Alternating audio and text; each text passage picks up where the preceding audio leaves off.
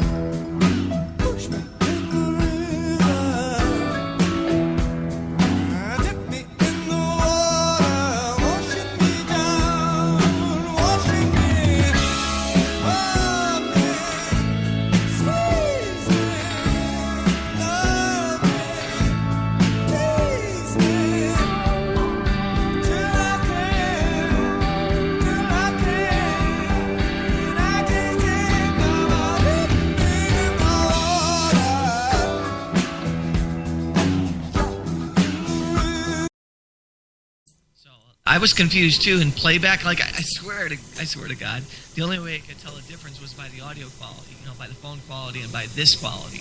Mm-hmm. And I'm listening in. I'm like, was that last night? No, that sounds a little different. But yeah, I can get the confusion. There we go. I had to turn us up. Everybody was going, I can't hear you. And I'm like, okay, there you go. Yeah, I turned myself down. I thought it was too loud. No. It was me. All right. So, yeah, once again, Mekazawa was friends with the BWC, and you can't be their friend, man. You cannot. They will turn on you every time. That's scary. There's a whole thing where you can't be their friend, you can't be their enemy. Mm-hmm. You gotta lie somewhere in between where you give them that ounce of respect that they're asking for and just leave it alone. Because if you're an enemy with them, you're a target immediately. And if you're a friend with them, you're never released. Well, if you're a friend with them, you're also a target. Yeah, exactly. That's what I mean. It's kind of you're damned if you do, and you're damned if you don't. There you go. That's exactly what it is. Yes. Jesus. Yeah. So, yeah. And here's the thing: we should not be held hostage from doing the shows. We should not be put away from doing something that we enjoy doing. That's fucking ridiculous and unspeakable. If this is something that we do and we enjoy, nothing in the world should stop us from doing it. We're not breaking any laws or hurting anyone. And it's a shame that you have to, bow down to someone because they're going to swat your house and break a law. It's just ridiculous. But if you don't, the repercussions are ridiculous because you have kids and you have grandkids and they don't give an F. So. Yeah, this is true. This is true. I should be getting a phone call any minute right now because I'm sure they heard that, but I don't give a fuck. Yeah, Excuse me for coming out here. Well, you kind of have to give up your fear of them, you know. It's like, let me check on Goofy's show. Hold on. Let me turn it on for a second. If he's still playing music. Listen, little Chicago, listen to music, everybody, on a loop. Yeah, but his quality of audio is just pathetically horrible. Ugh. Yeah, Debbie, it's not like ours, Debbie. We're kind of killing it right here. Slaying it. Except when I'm on my cell phone. It doesn't work so good. What did you talk about on your show last night, Mr. Midnight Fluvies? Well, Yeah, we Mr. talked Flibby. about Larry Elder has been let go from KABC. Why? Really? Why? He was getting low ratings, and I had a show called "Say It Isn't So, Say It Ain't So, Larry." I wonder if he'll be too uppity to come talk to me now, huh? Who knows? You know, like who knows? You know why or because Phil Henry is actually, I think, more popular, and I could be wrong. I think Phil Henry's more popular than Larry. Mm-hmm. But he I came hope and so. talked to you. So it's really kind of a crapshoot on who you get and who you don't get. Yeah, Larry Elder just acted kind of uppity about coming on my show. I mean, I think it was more the agent. it was his producer. You know? It was his producer that messed it up. Yeah. Male or female? Female. Her name's Dana. You never know. You never know what messes things up. Yeah, it might be his girlfriend / wife / you don't know, and she might have took one look at one of my pictures and went, Yeah, you know what? You never know. You never know why people do what they do. You know, Yep. it's kind of hard to say. That's And, true. You know, sometimes you'll get like a mediocre person will turn you down, and a really big person will take you up on the offer. I'll take a Phil Hendry 100 times over than that piece of I won't say it because he's trying to get on the show, but I'm just saying I think Phil Hendry is 10 times the person. And he is so in sweet. quality and message. His message means something.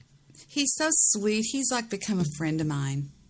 Yeah, he's a great guy. And I've listened to the shows that, he's done with you, Deb, and I was lucky enough to be part of that in a couple of those. And it was nice, and the guy's just a really good guy with nothing but quality and nothing but, his message is real. It's not about racism. It's not about that. It's about entertainment, and that's what this is about. This should be about entertainment. It shouldn't be about religion. It shouldn't be about politics and race. It should be about somewhat entertainment, whatever format that comes in. Are you going to the movies on Friday, Debbie? Yes, I am. Ooh. I'm going to go see Exodus of Gods and Kings. So you will be seeing it before me. I guess that's true. Even though you're in my future, you come before me. Well, you know, Interesting. we should do after you see that movie, we should do because we're going to do Gone with the Wind, right? I'm working on my Gone with the Wind movie. That's why I did that little quickie of you and Mr. Solution today. Did you think that was funny? I thought that was hysterical. Yeah, I this is thought a you little listened to quickie. the show because No. he was really well. He got back to a little bit more of his obnoxious self. But what was I going to say? We should do after the Gone with the Wind show. We should do a show about religious movies. Yes, that's true. Steve, you should try to be a part. Gone with the Wind is coming up on their 75th anniversary. Can you believe that, Steve? Epic movie. God, was there a better movie ever made? Well, I guess there were. I'm planning clips, all kinds of clips from the show that I'm going to talk about, and I'm even making a little quickie, stupid animated Gone Without the Wind movie that stars just the characters. It's got pork, and it's got, just different characters in it. I'm gonna debut. That's gonna be the opening red carpet night for that, and just some silly things, but a lot of serious things too. Mr. Midnight Movie's supposed to be writing some kind of silly script. I hope so. Yeah, it's going to be groundbreaking, basically groundbreaking. There are going to be, and I may have said them before, but things about the cast and characters that nobody has talked about, or nobody kind of knows about, you know, and stuff that's not really touched on. Well, that's kind of cool. That's a great idea. It's a beautiful movie. Unknown little factoids. Yeah. Yeah, some unknown little factoids, just certain things about the film and about the actors that doesn't get much play in. The stuff that went after it. And I'll just say this, surprisingly, Gone with the Wind you'd think would have spawned a lot of Civil War type of epics, and that really, I guess, I don't know why that wasn't the case, because after The Godfather, they just came out with mountains of mafia movies. I have something to play for y'all for Gone with the Wind. Check this out. I don't know. Maybe Mr. Midnight Movie knows what this is. It's called a book. Let's just take a listen. Ever seen anything like this? Never. Are you kidding? No. And I've been working in high schools for 28 years. For Rogers High School principal Lori Wyberney, this is a first. This copy of the classic Gone with the Wind was gone without a trace for the last 65 years, until a man named Wayne wrote to the school saying he had a return to make, on one condition. He puts a PS in here. So I'll send it back as long as you won't charge me the $470 in overdue fees, because on the tag it says 2 cents a day for every day it's late. So he had figured out the math. It's so funny. Wayne found the book in his dad's cellar and wanted to return it. He had no idea how it got in his dad's cellar. To his knowledge, his dad had never been to Spokane or Rogers or anything like that. But this is the last woman to have the book. Betty checked it out and returned it in 1949. When her daughters saw the story about her in the paper, they were filled with memories of their mother. They said it was just a real big surprise to see their mom's name in the paper, and that it brought back a lot of great memories, because their mom was a real avid reader, and they remember many childhood memories of going to the Hilliard Public Library and things like that, so it was cute. Rogers plans to put the book on display with the letters in their school. And as for Wayne's one request... So you're not charging him the $450? No, the $470. No, we're not. We definitely would never do that. In Spokane, Liz Birch, KHQ Local News. He should be charged. I think that's amazing. Oh, yeah. That's very cool. It's very cool. Yeah. Did you remember on Married with Children when Al Bundy finally decided to return the book? No. Oh, God, that was a great episode, man. That was great. Hey, y'all talk about that episode. I'll be right back, okay? I have nothing to drink in here. Hold on. I'll be right back, okay? Now, Just kidding. Now, Married with Children took place in your city. Chicago.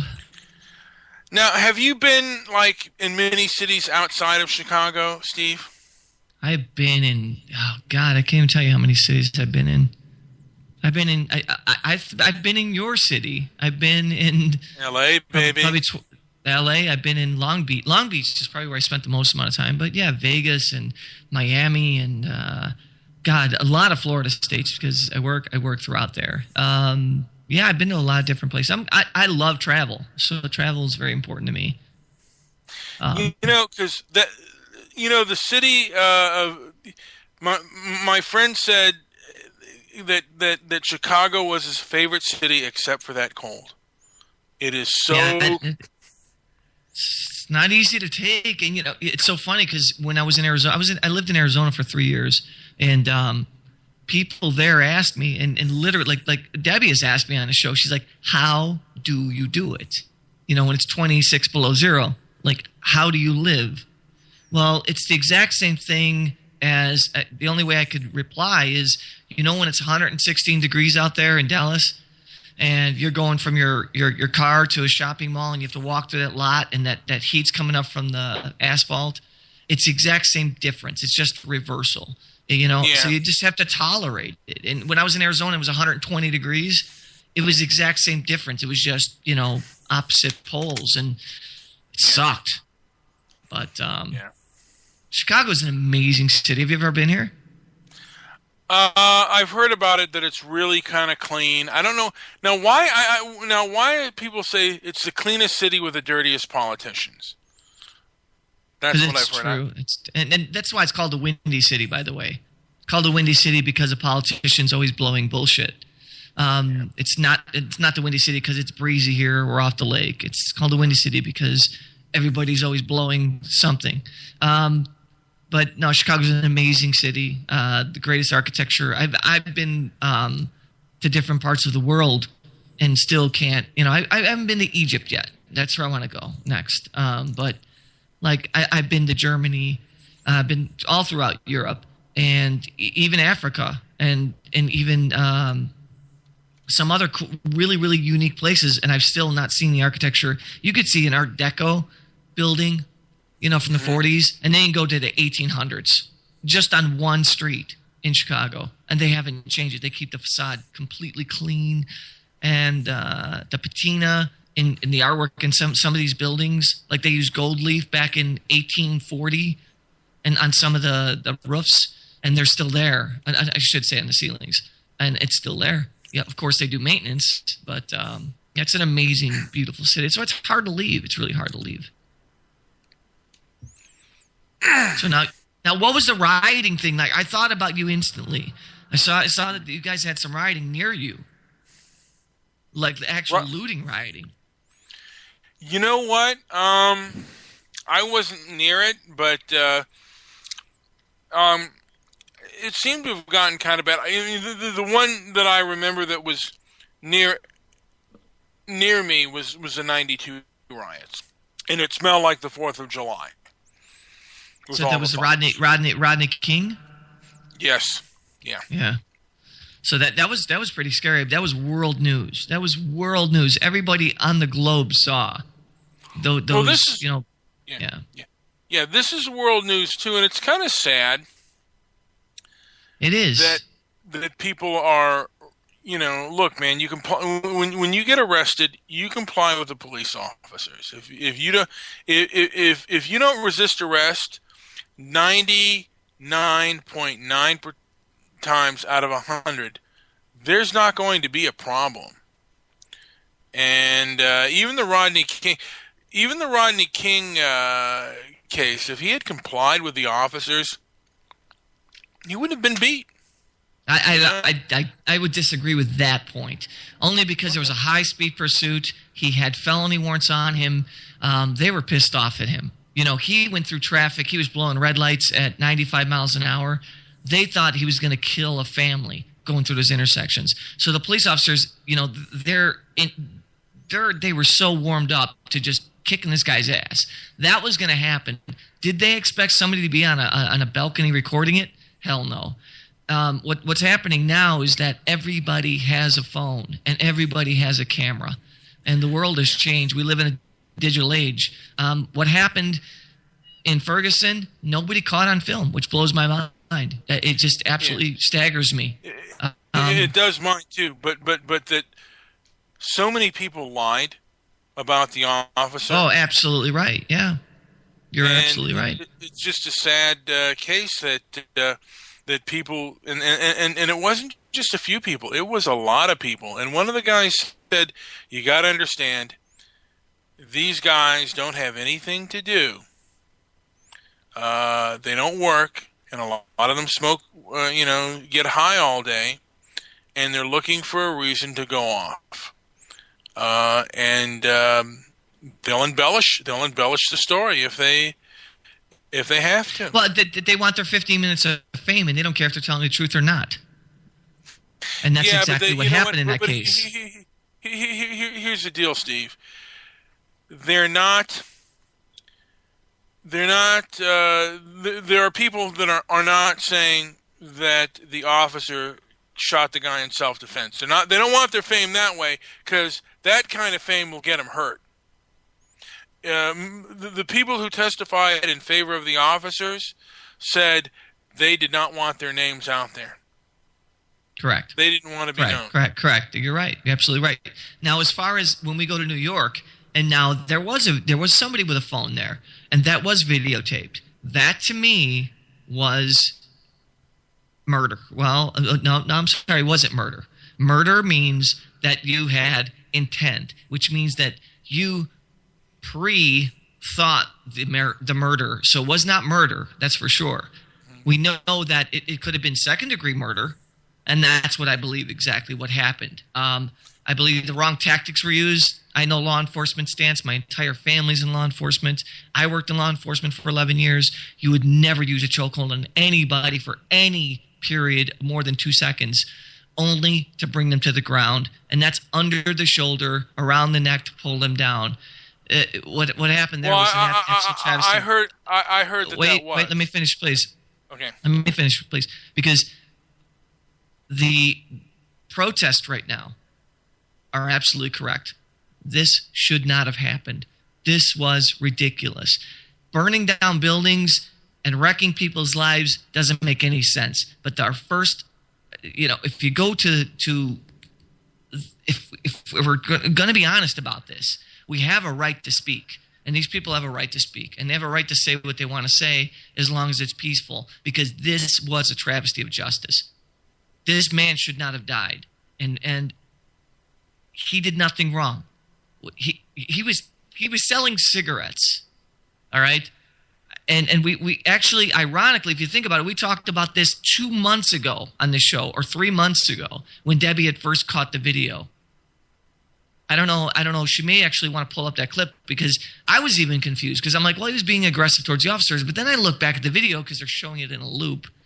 He puts his hands up. The man is not trying to be threatening, but he's huge. He's 6'3" and 360 or whatever. He's a big man.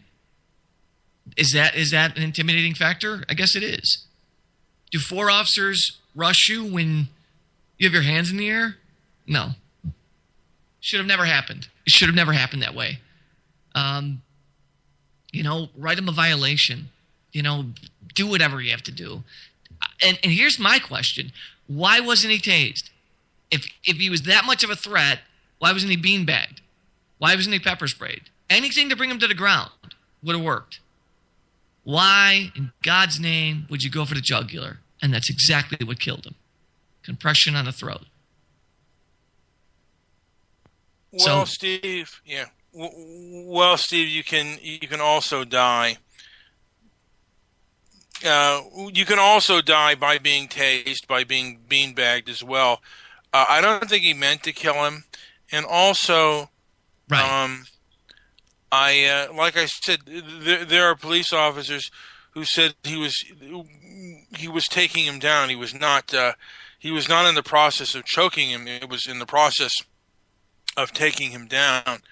And the guy was you're right, because I hate to stop you. I'm sorry.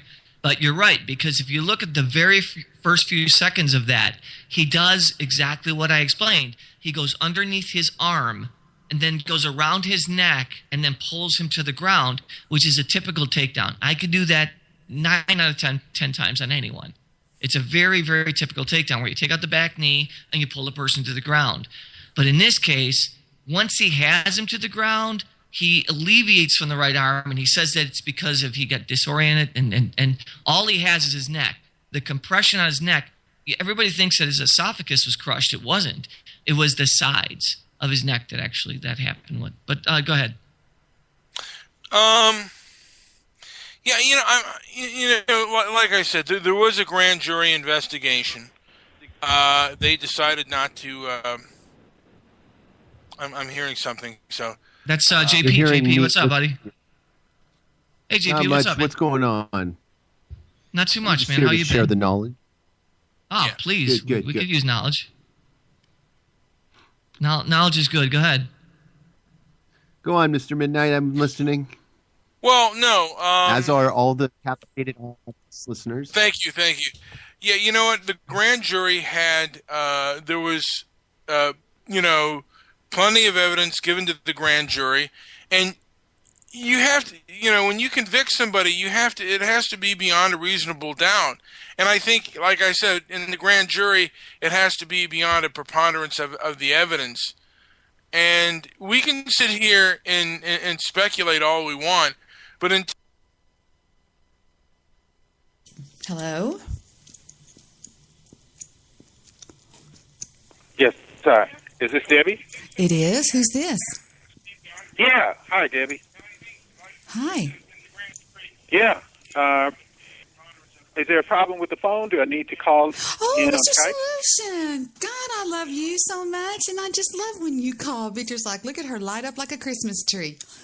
Yeah. Well, I enjoy calling when I can. Yeah, I can't put you in with everybody else because of you're on an unknown number on a blocked call. Okay, I'll call in on Skype. Great. We'll be waiting. I'll Skype in. Super okay, duper. bye-bye. Okay. Hey guys, What I'm happened? back. Mr. Solution is coming on. Where did Steve go? Steve, I don't know. All I know is I went on hold. Well, everybody went on hold because I had to talk to Mr. Solution for a second. Let me find Steve. My nemesis. Thanks for the warning. I just love when Mr. Solution comes on. Where did Steve go? I don't know. Got to hell. He took off tonight. He's to be online, on the show. so give him a ringy ding. He took off tonight to be on the show. Well, give him a ringy ding. I am. I'm gonna go lie on my bed when I'm talking to Mr. Solution because I need energy for that guy. Where did he go? Where did Steve go?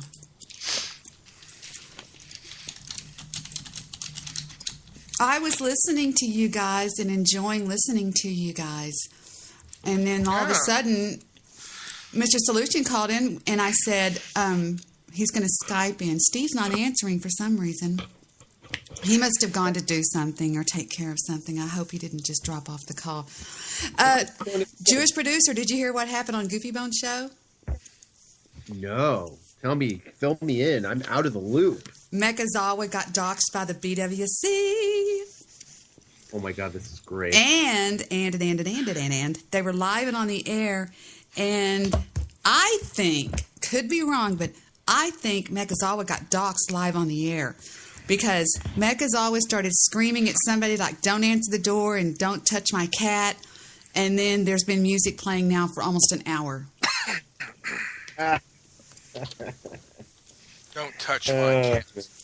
Mm-hmm. Get off, beaver. Lay off my beaver. Don't touch my beaver. That's what you get for trying to play tiddlywinks with the BWC. I was out. Go ahead. I ran. Well, didn't run, but on my phone, I went to your show, and it was already over. You just played a song, but that song was actually really funny. It was a good song. Which one was that?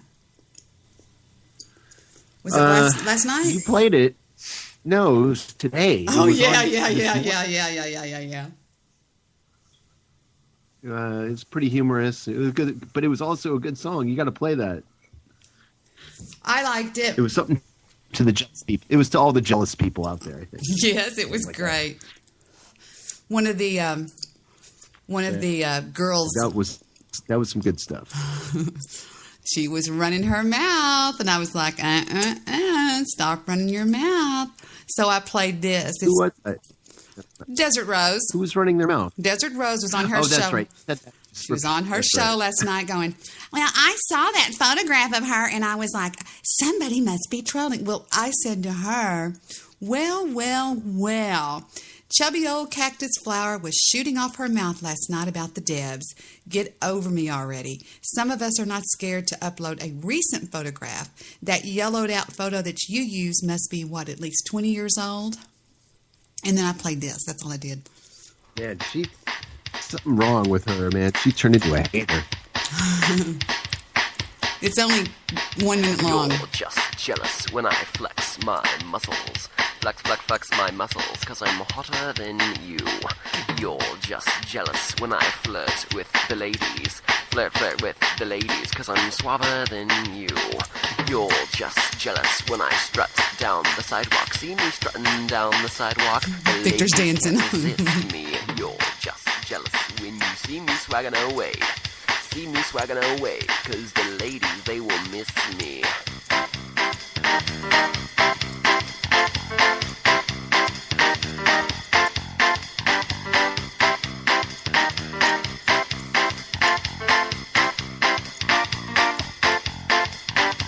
I just can't help it if I'm naturally gifted.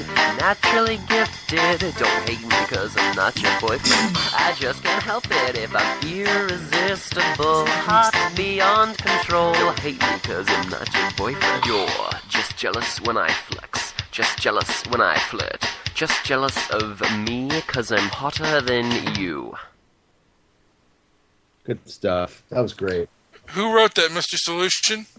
Hey, I love Mr. Solution. You know He got pretty nasty He was last night. ugly at last. He was ugly. He was ugly. He was ugly. Very ugly. I hope he calls It was in. It was very clear, Debbie, that he decided to team up with old fat ass Brown Beasley, and they just want to scare us off of BTR. They're just trying to scare us away. It's not the first time. Yeah. It's actually funny this time around. What are they saying to Brown O'Beasley? What are they Brown O'Beasley. What are they saying That's to scare you great. off of BTR? You know, making comments like, you come hang out here with the big boys, get ready for this sort of treatment. And then Brown Beasley would make some insane, stupid comments. And then, as predicted, Mr. Solution started chiming in and, like they're some kind of weird team, like the dynamic fat duo. Yeah. The obesity brothers. Mr. Solution is definitely not fat. How do you know that, Debbie? Nobody. He sounds kind of overweight. He does. Nobody can He ride sounds a bike thick. like that. I think he's thick. I don't think so. I really don't. I think he's a little bit obese. I don't know. Where did Steve Rush go? I'm going to kill him if he doesn't come back. He made me do this show tonight. I think he rides a bike. There you are, Steve. I'm so sorry. I think he rides Can a you guys even because hear me? We hear you just fine. So sorry. Give us a be right back if you do that again. No. What happened was I lost everybody. All three screens went blank. No, I put everybody on hold. I put everybody on hold to answer a call from Mr. Solution, baby. I know, but I think it kicked me out for some reason. I don't know what happened, but I tried to get back in, and it wouldn't let me back in. I was trying with my phone. I tried with my fucking other headset. Excuse my language. It just didn't happen. So I apologize to everyone. You tried with your fucking headset. It's the headset he uses when he's fucking.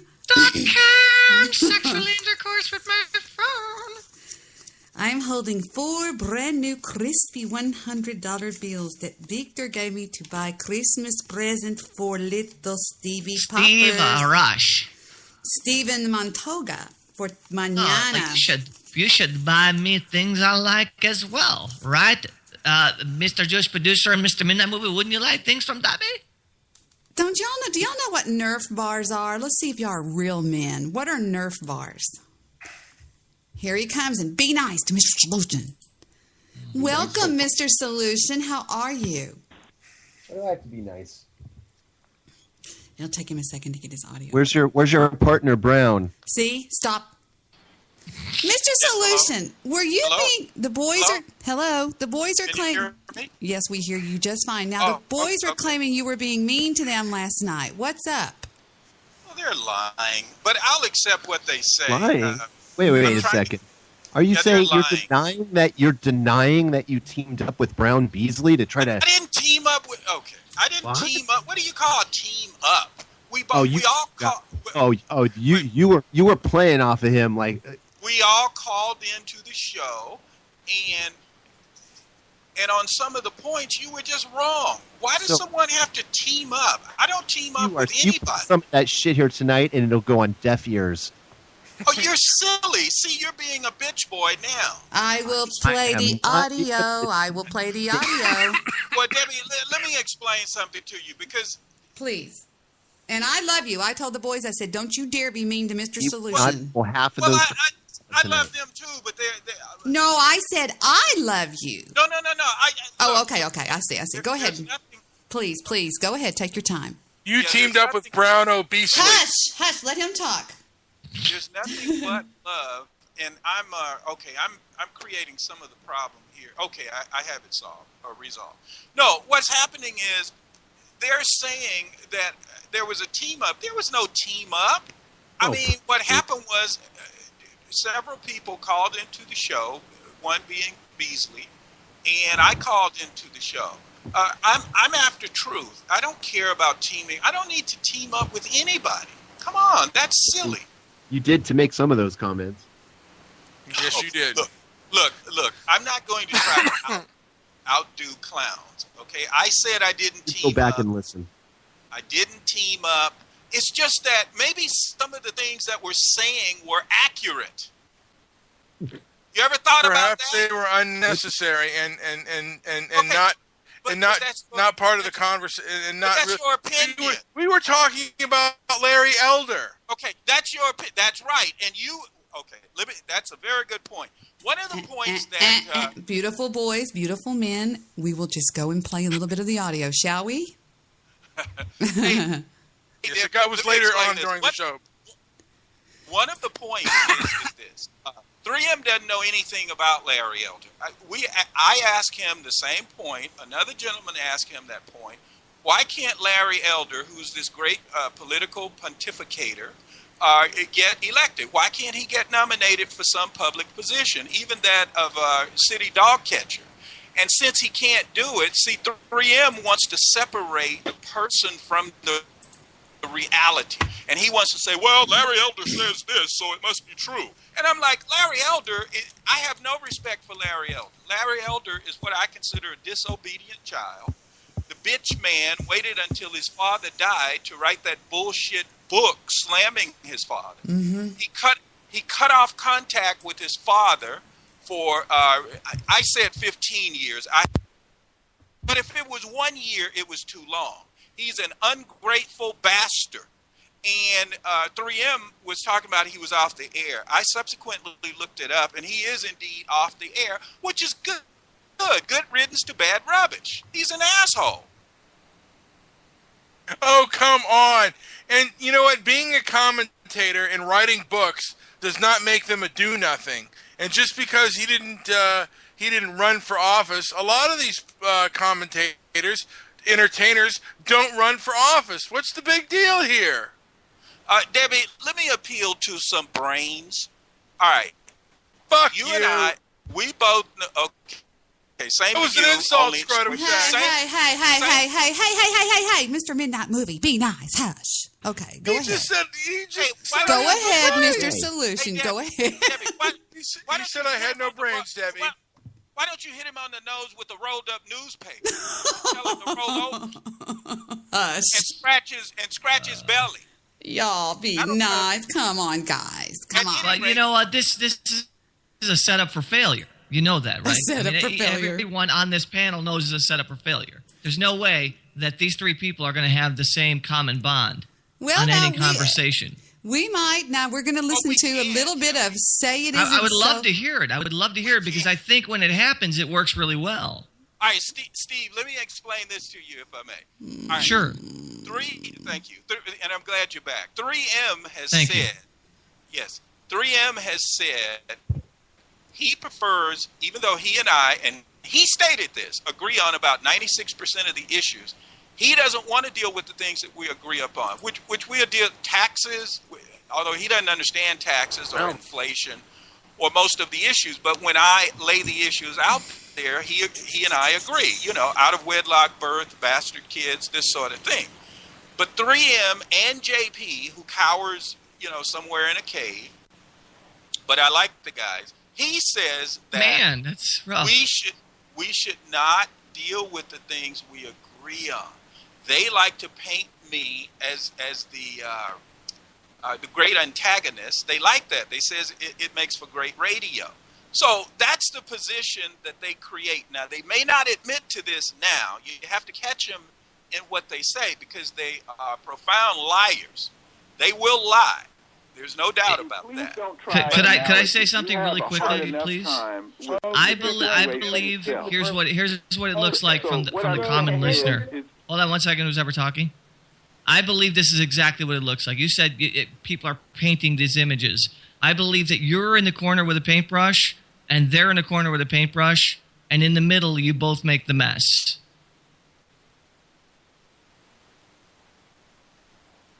Because you work together. Why are you a member of a union if you don't like unions? You didn't have to take that job. Yeah, right. Okay, that's just silly. I was nailing his ass on that issue, the unions. That's just okay. When your ass is cornered on the bullshit you spew out, then you're ready to turn tail and run. And of course, you can't run very fast or far.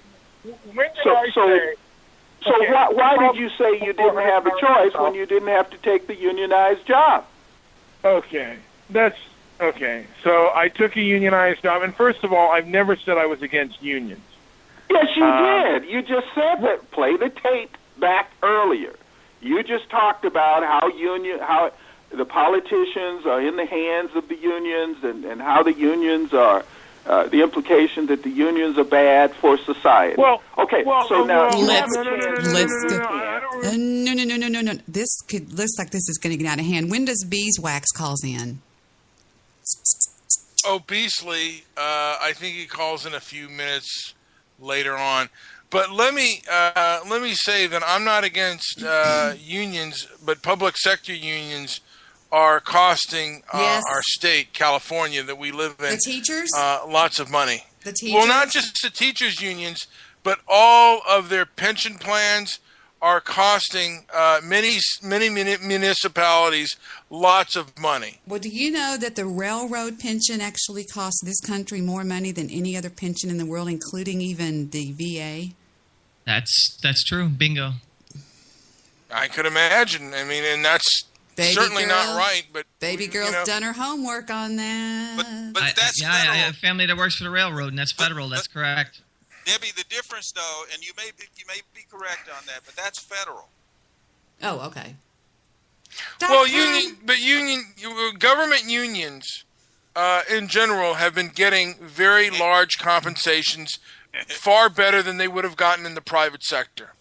Yeah, but at one point you took union money. You didn't return any of that money. You were part of the problem. Mr. Midnight Movies, did you take a union money? You thiefy mother.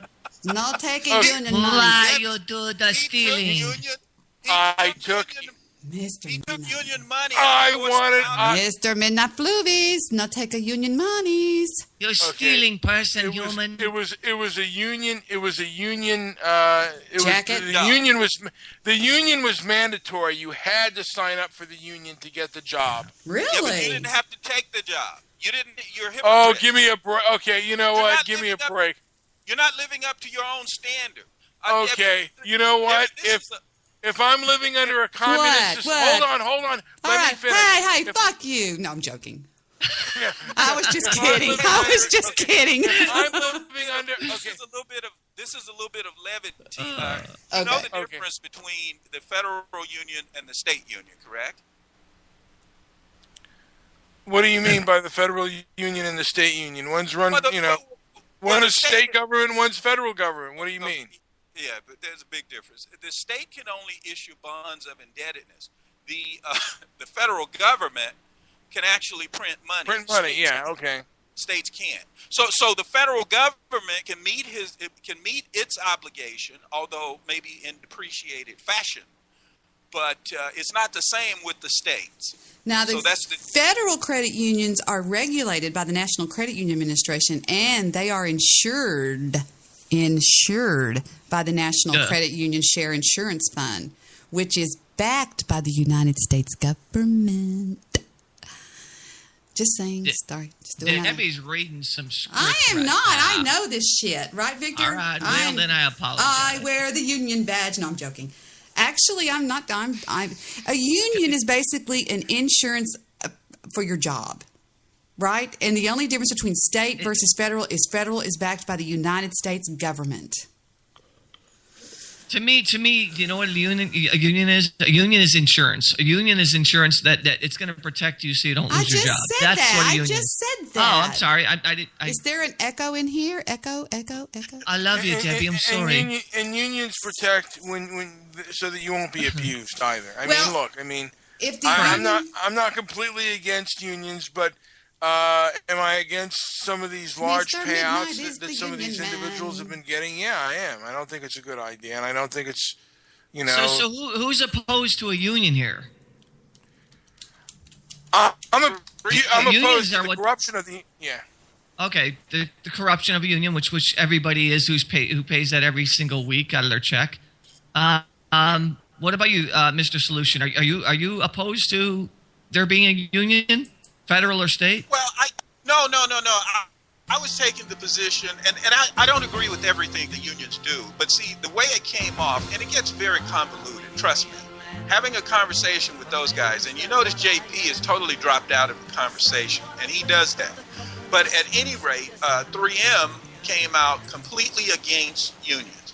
I had a conversation with JP, and I asked him how did he come down on it, and he wasn't in agreement with 3M, either on the Larry Elder situation or the unions. And one of the things I said about Larry Elder is, at one time, Debbie, you and I, we were trying to figure out why Larry Elder... Oh, I'm not a big fan of Larry Elder. Don't get me wrong. He was up for a surprise when he came to my show. I think that's why he backed out, to be perfectly honest with you.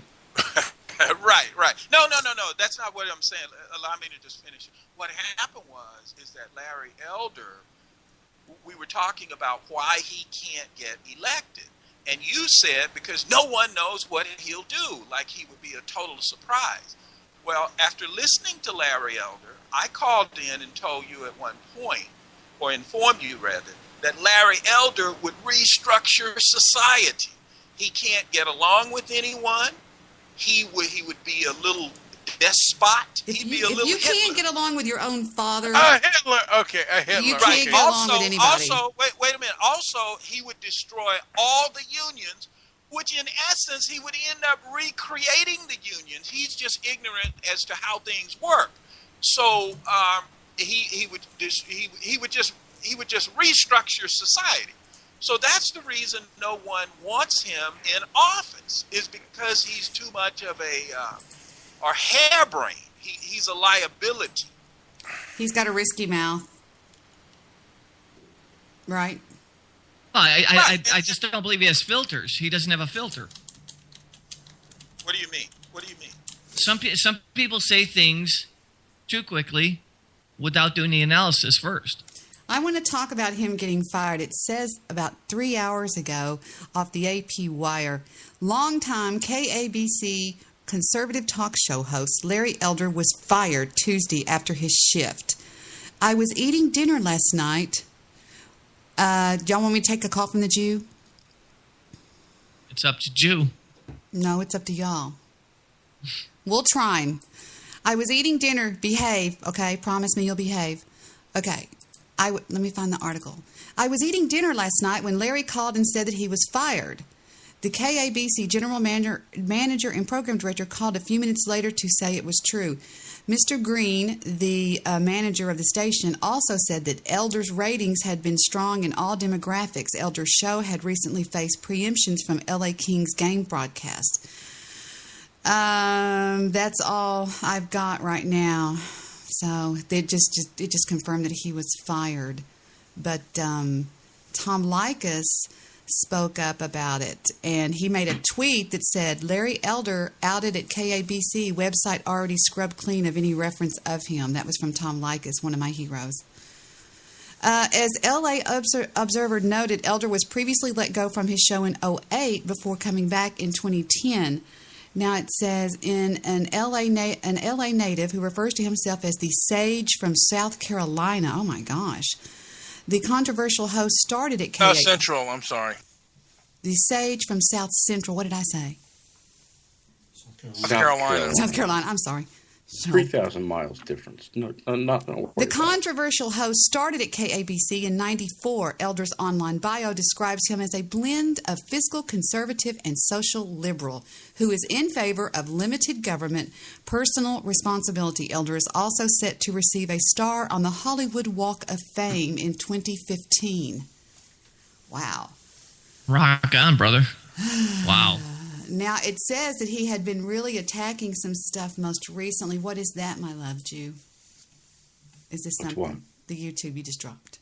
Oh, it's just something you should watch. Oh, it's not about Larry Elder? No. Okay. I'm not all about the Elder tonight. Yeah, neither am I. Well, we're just going to go from topic to topic, and we do have the audio from last night's Mr. Midnight Fluvy show. It's called Variety. Victor said that's why it's called Variety. There you go. Conservative. Has anybody been talking about me? No, we hadn't brought you up, my dear.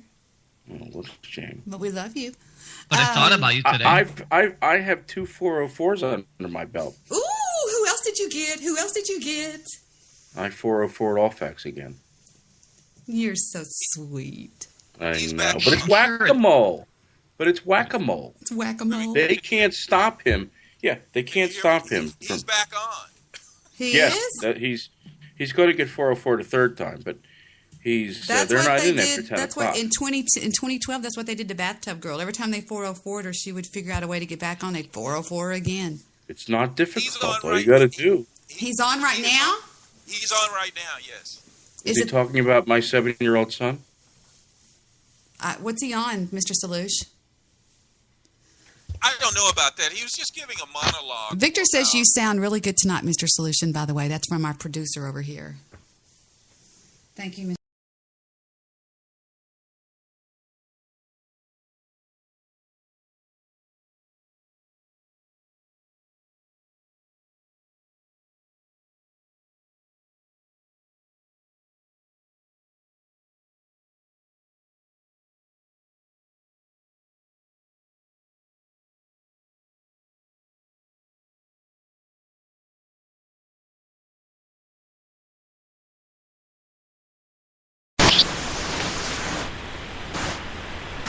Everybody is right now. All right, let's free. And we're back. We're back.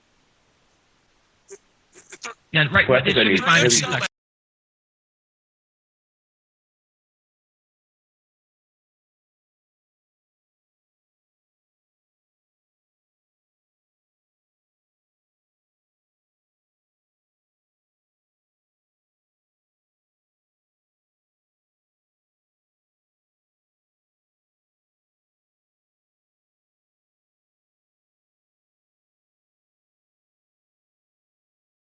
Was on mute. I'm sorry.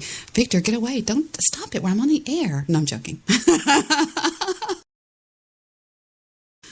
Let's see. In the chat room, Stabby McHug says, one boring Jew. He also says, we sent Larry Elder back to the field. Apocalypse says, 404, it ain't cool because you're killing your own lulls. Who are you going to... Wouldn't that be field? Good. That's... Is thinking he's an Uncle Tom being racist? Stabby McHugs wants to know. Who's the Uncle Tom, Stabbeth? It's a solution. Let me just get off that. I am. I am, Debbie. Shut up, you stupid bitch. I am, you stupid bitch. No, he didn't say that. I'm joking. Fork's closed. Fork's closed. It won't go. I have a smile on my face going, honey, you're pulling all the bandwidth, darling. Oh, Larry Elder's an Uncle Tom? I don't think I would say that. I think he's just a bad son. I think he should write. Do you have the ability to get Verizon Fios? I think that he should write a book, Mr. Solution, instead of called. What was his called? Something about Dear Father, Dear Son. You bought the book, Debbie. I did. I have the book right here, but I think it should be called The Bad Son. Why is that? Okay, well. I mean, he made a mistake. You know what? You know. Well, that's a pretty big mistake. I mean, your father is your father, for God's sake. That is sacred material there. Come on. Baby Jesus would agree. Well, I mean, I'm just saying, and he wrote. You're right. Now, the book in and of itself wasn't really a slam to his father, but for 8 years, he huffed away and didn't speak to his father. And then when his father got sick and was going to die, and he started thinking he was going to get an inheritance, he went back and kissed his father's ass and spoke to him for 2 weeks and then wrote the book. So You're kidding. No. That's bad. Wait a minute. Wait, no, he didn't speak to his father for 10 years. He came back and talked to him. And he talked to him. He was friends with him for a long time after that. They made up, didn't they? But you know, he never came on Larry's show. And I would listen to Larry's show quasi regularly. And now, Debbie, what you just said makes him a real bastard. He was coming back looking for some kind of compensation. Mm-hmm. I hate when people come back to their dying parents. I'm like, oh, well, now you show up, huh? Yeah, what an asshole. Yeah, that's pretty dirty. That's pretty nasty. If it's true, Debbie, I think you're I could be. I hope. Darling, who read the book, me or you? You read it, but I didn't. Okay, I've never heard that before, though. I thought he didn't. Okay. I thought he didn't talk to his dad for 10 years, and then he came back to him, and he thought it would be maybe a 2-minute conversation. It would be, he would say what happened to him, and it would be screw you back, and that would be the end of it. But what happened was... It was 15 years. You can basically take any story and make it into like one sentence. And the sentence, Stebby says, read a fucking book, Triple M. How many years was it, Debbie? Do you recall? I recall 15. He didn't speak to his father for 8 years prior to his death. Now, it was 15 years he was out of his life, but he did speak to him after the first, what would that be, 15 take away 8 is 7. So after 7 years, I believe he showed up for something and spoke to him. But then he went back away for another 8 years, came back, and only spoke to him for just a couple of weeks before he died, Mr. Midnight Movie. That's a fact. Yeah, let me just say this based on my observation, and I actually listened to Larry more than 3M, and there's a particular skewed reason that 3M listened to him. That is a bestial son of a bitch, Larry is. Now, I didn't know the part. Did you get that part out of his book about he came back looking for some sort of inheritance, Debbie? Well, you tell me. No, I never heard that part. That's the only reason I said. I never heard to me, when children are gone and give their parents the finger, and then all of a sudden they come down kind of sickly, whatever, and all of a sudden the kid comes back. At the bedside. Okay. You're speculating. Okay, I see.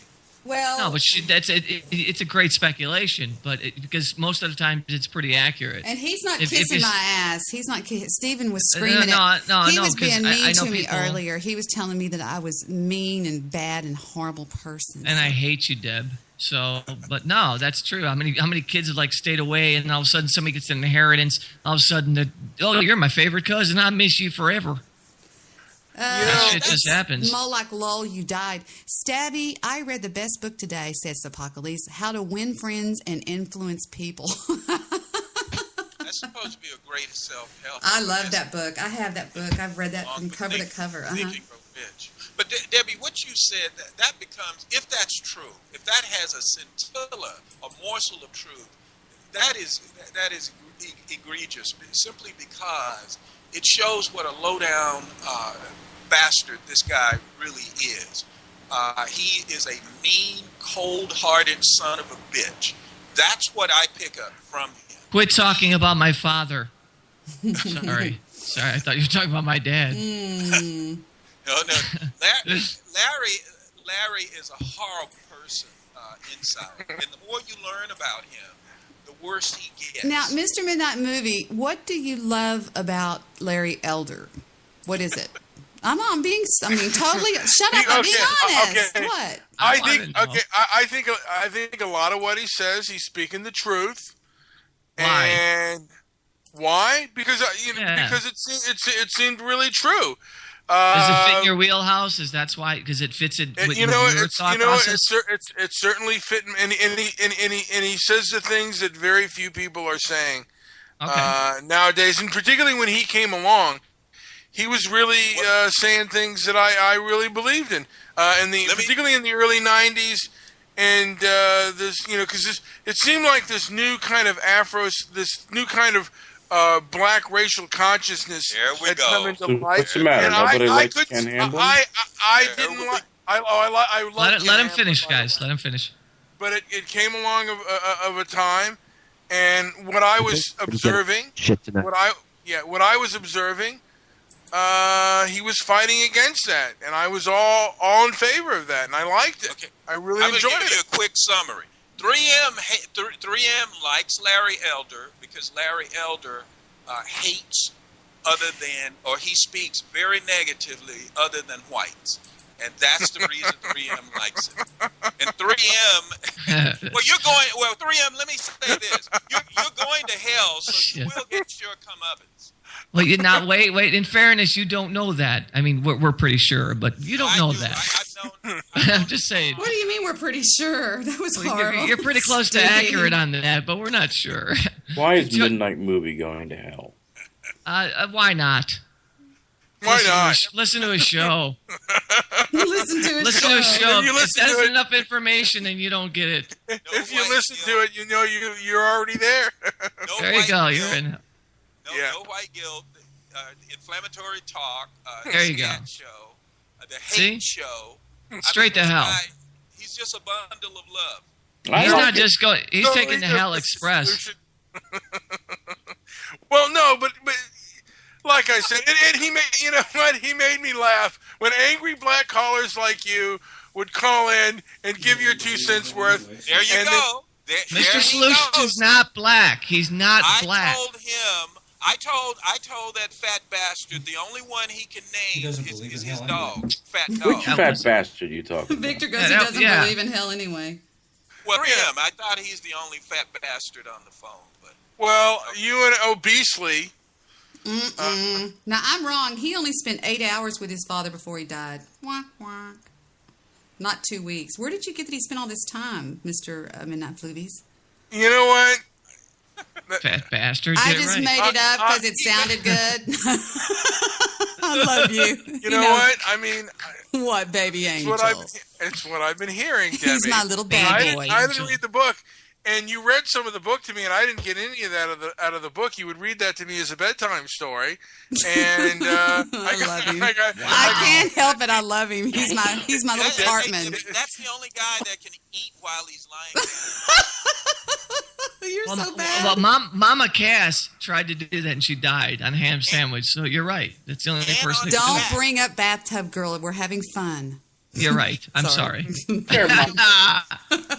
only guy that I know that can eat on his back while lying down. Who just compared Mama Cass to Bathtub Girl? Because you really fucked me up. I'm sorry. I didn't realize you were a big fan. Victor's over there giggling. He loves the Jew. He loves all time I hear the mamas and the papas, I'm going to see that fucking dildo going in Angela, and you fucked up my life. Ugh, that table I'm sorry, leg, man. that horrible table leg. Ugh. I love one angry Jew. He's always Steve, good for a laugh. You've got some reverb on you. You sound like Rooter. Oh, let me fix it. Sorry. Debbie, I have a suggestion, or at least an idea. Yes, sir. I think that 3M and Tyrone should have a debate. They're both atheists. They both are, neither one of them have a formal education of any sort. I would You're be mean. there. I would be there. One of them is much smarter than the other. Excuse me? One of them is much smarter than the other. One of them is much smarter than the other. Like that sounds Sesame horrible. It's exactly what it's supposed to be. We would see that during the debate. Are you up for it, 3M? Wait, you know what? Tyrone will not debate me. He hangs up on me. Me now too. you did, but he's changed. He has had a bit of. No, a he change. hasn't. He still hangs up on me all the time. No. Actually, well, maybe he. As of last night, so I don't know how much change you've seen. A little maybe bit he's of just change. Well, last Thursday, and I know he is given to great change. But last Thursday, he allowed me on there. He was beating up someone about Christian. Well, he was trying to beat up on Christianity, and I called up to take him on. And he was very scared because I not only hit back, I asked him questions because I said it's not just me that has to answer questions. You also have to answer questions. And the two questions I asked him, and he ran from these like a mouse. I said, number one, where did the universe come from? And number two, where did life come from? Africa. What's your position on it? And of course, I'm sorry. For him, he could have answered McDonald's both times. I said Chinatown Express. I had their pork. But what I wanted to show him is these issues are profound issues for everybody. Yes, of course. He could have offered up a Happy Meal as proof. I think it's much more reasonable to say God did it than to just say, I don't know, or I can't answer that question. Or baby Jeebus. Or you're trying to trick me. He said I was trying to trick him by asking him that question. Try speaking proper English and you'll trick him. He's an idiot. Yeah, so, that's not a tricky question, really. It isn't. So only the intelligent can be atheists. Ignorant people like myself cannot be atheists. Is that against the law? No, well, atheists borrow from the general society. So I think they're a very moral atheist. And I don't have a problem. I'm one of them. Okay, all right. Thank you. But the only problem I have is when he starts talking. Look, some magic occurred, and when I say magic, I mean supernatural things happen. It was gas, Mr. Solution. Victor, there was look no at me. magic about it. For the universe to be some supernatural things occur. And I'm just saying, atheists try to beat Christians over the head, but they don't have any answers. I mean, the radical atheists. That's what I'm talking about. How are you? Hi, everybody. Hello? I'm talking through this thing on my iPhone. Oh. Talking to this thing on my iPhone. It's a monkey face. That's Little Debbie? Yeah, it's Little Debbie. Little Debbie. They're delicious. Hi, Mr. Solution. Hi, Mr. Solution. Hello. Hello, I've heard so much about you. Hello, I've heard Please so much about don't you. talk to her iPad. It's a monkey face. Whatever it is. I gotta The turn it cat, off. I've seen it all. Yeah, you're a father of a young child, as I am a mother of a young child, of a child, of a child, of a child, of a child, as they say, as the haters like to say, I'm a mother of a child, or something like that. I don't know what they say. But anyway, who cares? So, should we go back to, what are we going to fight about now, Elder or the show last night? Sorry, I was just picking up. I think you could bring up the weather and they'd fight. That was a good show. There you go. That was a good show, Mr. Midnight I think it was a good show, yeah. Overall. Well, he certainly enjoyed it. Did so you? Did you? Tell the truth. Wait a minute. Stop. Sure, I enjoyed it. Now, Mr. Guy Shea is in the chat room, and he goes, Mr. Solution needs to change his name to, what? Christ? Well, maybe he is Jesus Christ. I don't know. I certainly like Mr. Solutions a lot. And he's growing on me like a fungus. I always like say that. I never deny that. Never. Even the night he got mad and yelled at me and called me horrible names, I cried and I was so upset.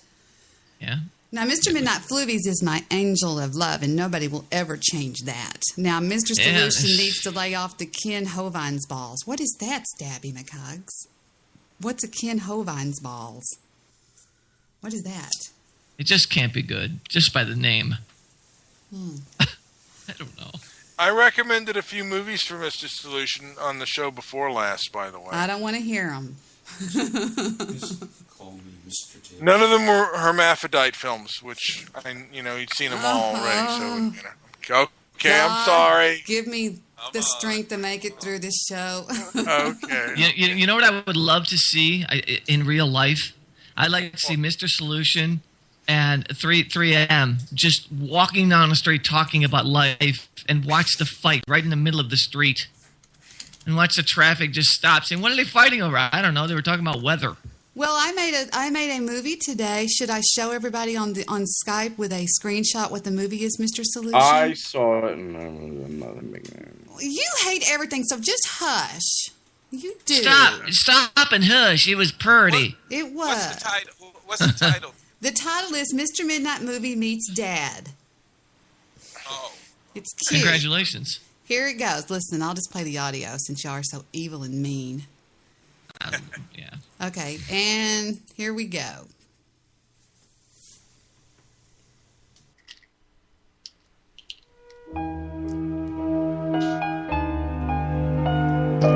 Mr. Solution, I mean Daddy, what say you?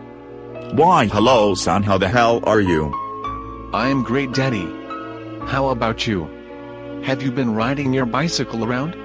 Son, if I were any better, I would be triplets.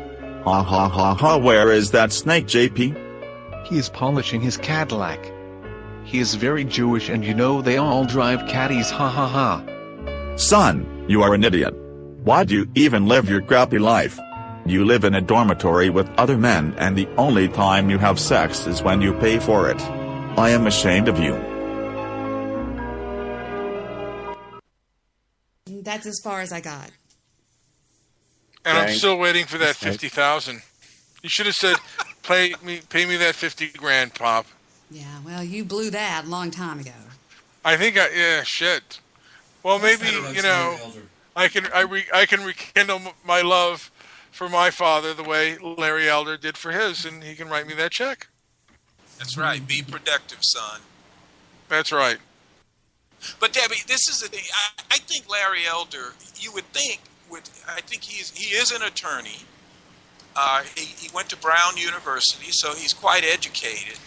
Why would he need compensation from his father? Why would he need money from his father?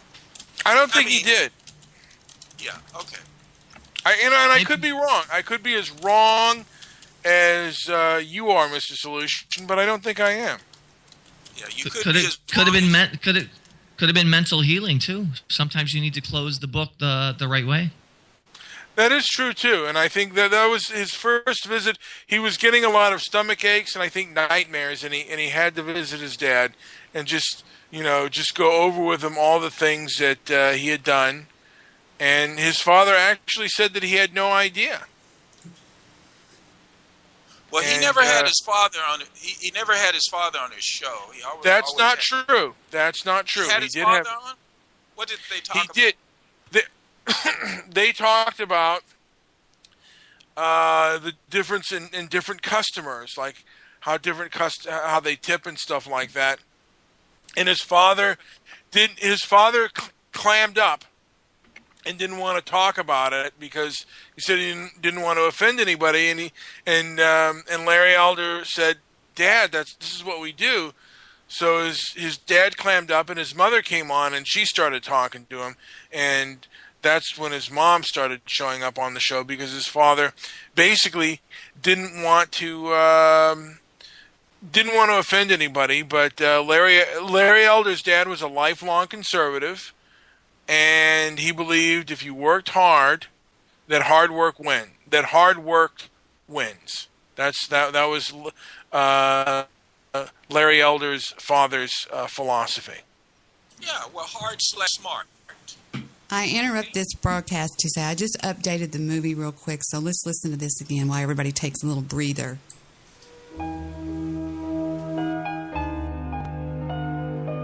Mr. Solution, I mean Daddy, what say you?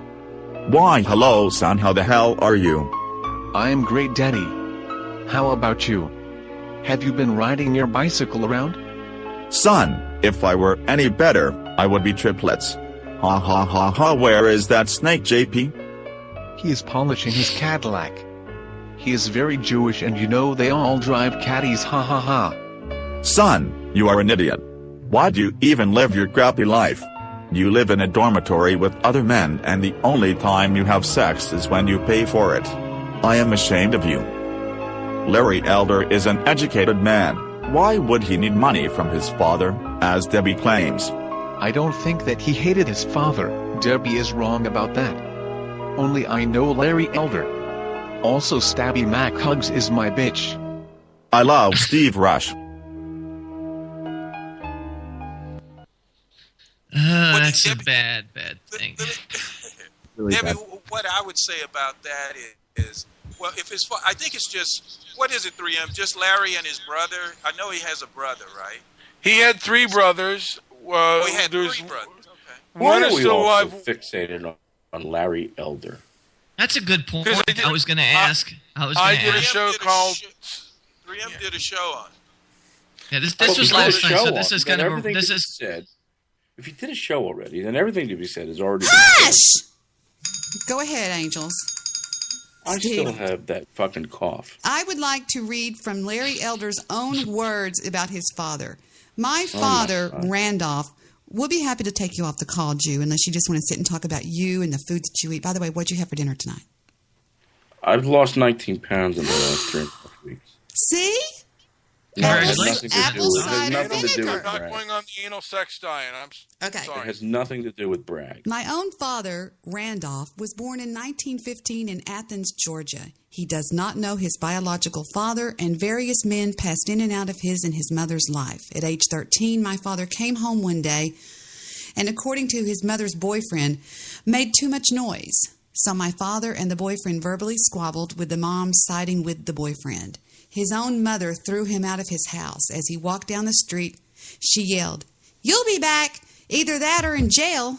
Not much of a start for old Dad, a black Southerner without a father, disowned by his mother during the Depression.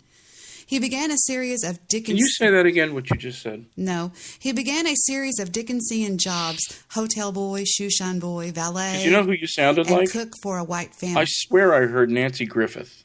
Will you shut up, moron? You'll be back in this late night Grand Hotel. Jesus. Say that for me. He became a Pullman porter for the railroad and a member of the Brotherhood of Sleeping Car Porters. He traveled all across the country, and he visited California, a sunny place that seemed more liberal. When World War II broke out, he joined the Marines, became a cook in the military, and he fed thousands of GIs. He rose to the ranks of sergeant and spent some time on the Isle of Guam awaiting a possible military invasion on the island of Japan. But at the end of the war, he returned to the South seeking work as a short-order cook. "Sorry," restaurants told him after another, "you have no references." References? How about the wartime stint on the Isle of Guam cooking for and serving thousands of soldiers? No one would hire him. They all said that he lacked references. So, disgusted, my father, who had just married my mother, packed up and left for California, vowing to find a job and send for her. My father again... Just married my mother, packed up and left for California. Okay. My father again sought work as a short-order cook. Sorry, owners repeatedly told him, "We need references." So my dad went to the local unemployment office and informed the clerk that he intended to take the first job that walked in the door. He literally sat there for hours until something walked in the door. The Nabisco company, the clerk eventually advised him they needed a janitor. The work included cleaning toilets. Would that be acceptable, the lady asked my dad. So within a few hours, Nabisco promoted him from janitor to supervising other people. He also began a second job as a janitor, and on weekends he cooked for a wealthy white family in the suburbs. He also attended night school 3 nights a week to get his high school equivalency. By the age, this is very short, it's only 3 more paragraphs. By the age of 47, my father had scrapped together enough money to start a cafe, a lifelong dream. At first, he kept his regular job, covering his bets in case the restaurant failed, and it did not. For only 30 years, my father awakened shortly after 4 a.m. to open the restaurant at 6:30 in the morning. He never missed one day, never missed one day, never arrived late, and never served a bad meal. The restaurant set in the Pico Union area, an increasingly gang-related part of town. One of the city's most notorious gangs, the 8th Street Gang, calls Pico Union their turn. But my father studied Spanish, employed Spanish-speaking locals, served good food, and watched a generation of youth grow up, get married, and have their own children. Graffiti vandals sometimes wrote on the restaurant walls, but my dad never got robbed, mugged, or otherwise physically harassed. People respected my father. No, my father and I did not always get along. Gruff and blunt, my dad often intimidated my 2 brothers and I. But we never doubted his love, his commitment to his family. Yes, he knows racism, and he has experienced it during a demeaning, in-your-face era of white bigotry. Still, my father never railed against a racist America. He now says, "Son, sky's the limit." My mom and my father recently celebrated their 53rd wedding anniversary, though through example, my father taught me the value of hard work, perseverance, and of not making excuses. This is the last paragraph. Dad closed the doors on Elder's Snack Bar, which was at 1230 South Valencia Street in Los Angeles, California, about 5 years ago. He seldom took a vacation, and he built a successful business with a loyal, grateful clientele. He now busies himself at the age of 85 with Spanish lessons and takes a 1-mile walk every day, but then no one knew him to expect anything else. What I just read to you was his eulogy. So, anyway. Now, he claims he was his hero. But his book, I don't know. I just don't know. You know, with people saying would they leave their father and go away for that many years, I have a problem with that. I just do. The word hero doesn't come to your mind right away, does it? Well, it's sort of like Lol, you died. You know, the RIP pages when people die and people come out of the woodwork going, oh, I just loved the Jew so much when he was alive. He was the best. Well, where were you when the Jew was alive?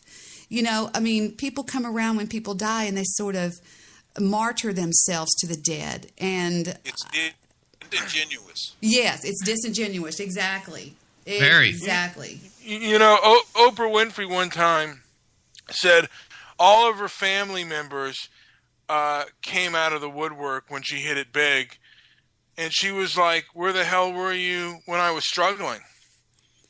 Now, Larry Elder also says, I'm reading from LarryElder.com, that the Ferguson obscures a much bigger problem in the black community. One of them that is, he says, quite frankly, that absentee black fathers, poor education, and urban crime is what's wrong with black communities. So, you know. I'd agree with that, and even go further than that. Yeah, that's true, Debbie. However, is the hand behind that. They are the ones that have replaced the fathers. This is true. This is true. Why? Yeah, so why put up with an asshole husband when you can just go down to your local county office and get $4,000 a month? Daddy government. That's right, and no criticism. So what the government has done is become the surrogate father, and that's a piss poor father. So, and this is something that 3M and I talked about and agreed on because it's rather obvious that the government subsidizes bastard children. Mm-hmm. Yes, this country is going broke because of it too. It's probably one of the most expensive things we do. Yeah, and if this country, children. Go ahead. I'm sorry. No. Go ahead. Yeah, there are more expensive things than that. But if this country ever falls apart, the poorest Americans are really going to be butt raped if that comes down.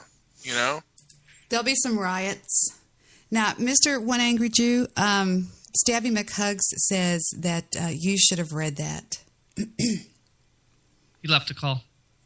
Oh, did he? Well. I don't know what happened, Miss Debbie. Well, who wants to know who Mekazawa is? Mekazawa is. Who wants to know who Mekazawa is? Nana, boo-boo. If you want to know, just go to Debbie's Spreaker chat. I'm sorry, but Mekazawa has always been an absolute asshole to Debbie Daly. Meaner than the fire in hell. And the fact that my boy, Pimp Hat, doxed him, I'm sorry, I love it. I don't love anybody doxing anybody, Debbie. I will argue here on this one because I love it. Doxing anybody's bullshit. I love to see the evil taken down, and that bastard is an evil son of a bitch. He's always going, oh, goofy baby. Fine. Debbie Daly is such a bitch, and blah, blah, blah. He's always running that mouth, and he got shut up, didn't he, bitch? We've all been doxed. Take a hit, Mikazawa, and shut up. There, I said it. I feel better. There you go. Do you? Good. I do. I feel better. Good. I'm glad that you feel better. Talking in the third person isn't permitted. Yes, it is, Apocalypse. Debbie will talk in the third person. I don't know. Look at the marquee. I believe her name's up there. If you don't like it, you could always turn away. So That's all I'm saying. I hate when people say that shit. When you're on your own show and you're saying something, people don't like what you're saying. I don't know. Well, look up at the marquee. If you don't like it, find another show. Well, you told me to shut up a minute ago, so shut up you. I disagreed with you. I'm allowed to disagree with you after 5 years. If we got along every day, it would be a pretty fucking sick shame. That's all I'm saying. Works at Google as a secretary. Go ahead. You're grounded. Go to your room. Wait, I'll be there in a minute. Kenneth Anthony Drake. I'm just thinking of those 3 words. Kenneth Anthony Drake. Those are pretty names, aren't they? I've always wanted to name a son Kenneth Anthony or Drake. So you get beat up at school? Did you know when I was 33, I actually I ran a mini marathon? Really? Debbie, do you think you can outrun me? I love you so much, Pumpkin. There's nothing wrong. You can't do any wrong to me. If you shot me the finger, I would come over and give you a hug. If you could outrun him. You could outrun him. Wait. Hold on. If you shot Debbie in the legs, she'll still outrun you. Aw. I drive a BMW Jewish Indifference. Oh, that's funny as fuck. Sorry. I picked Steve up at the airport with it one time. It's a beautiful white little 325. It's nice, yeah. I like the leather, of course, the wood. It's a cruise machine. Rock me. I'm so happy to have Mr. I want to ask Mr. Solution. I'm so happy to have Mr. Solution on the show tonight. Well, be nice to him. Victor's going, that's right. I think I've been nothing. Mr. Solution, have I been nothing but disrespectful? Nothing but respectful to you, correct? Debbie should play some Drake. Nothing but disrespectful, Steve. Go ahead. Nothing but respectful. I'm sorry, because I'm thinking of our last show. I want to say, I was listening to an episode of one of Debbie's. Guy Shay. Excuse me, Debbie. I know it's your show, but let me talk. I thought I was on mute. I'm sorry. Fuck. I can mess with her because it's fun. No, you know what? I got to say that you are a very entertaining person. Your points are very, very to that point. You stick with what you say. You say what you mean. I think you believe in 99.9% of it, but yet you are willing to give the floor a little bit. But I wish you would give the floor just a little bit more to others and other points of view. I think that you're an extremely educated person. I think everybody already knows this, but there are times when do you ever feel like that you become arrogant to yourself? Do you ever feel like, all right, that might have been an arrogant thing to say? Well, can you provide a little more clarity? What do you mean? Okay. Let's say. Sure, I'll give you an example.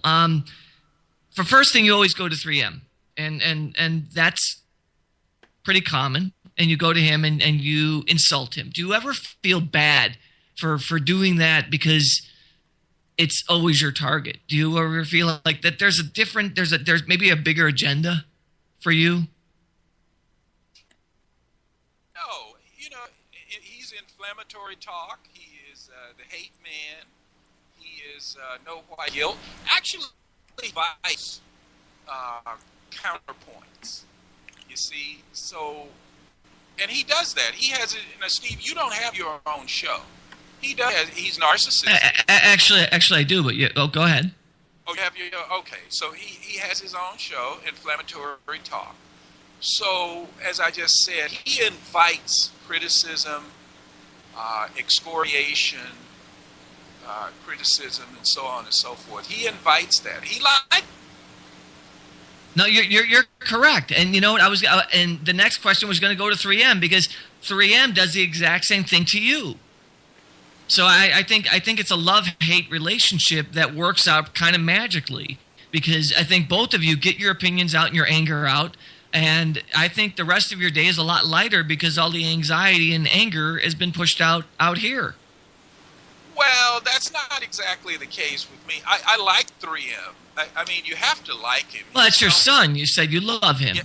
Well, yeah, he stumbles all over the place. But see, the point is this. 3M has an agenda. I don't have an agenda. And that's the reason I told him how to win a debate with me. I have no problem agreeing with the person. And I said this earlier. He has said, both he and JP, one mind, that they prefer the antagonistic exchange that we have. They want it that way, not me. They. But it's like feeding the sharks and saying no, they're not hungry, but yet you throw the food in. Well, that's a ridiculous statement because you're an intelligent man, you get it, but yet if you keep coming, wait, let me finish. I'd let you. If you keep coming back to the same pool, feeding the same fish, the same thing, and expecting a different result, that makes you insane. Well, that's not the point.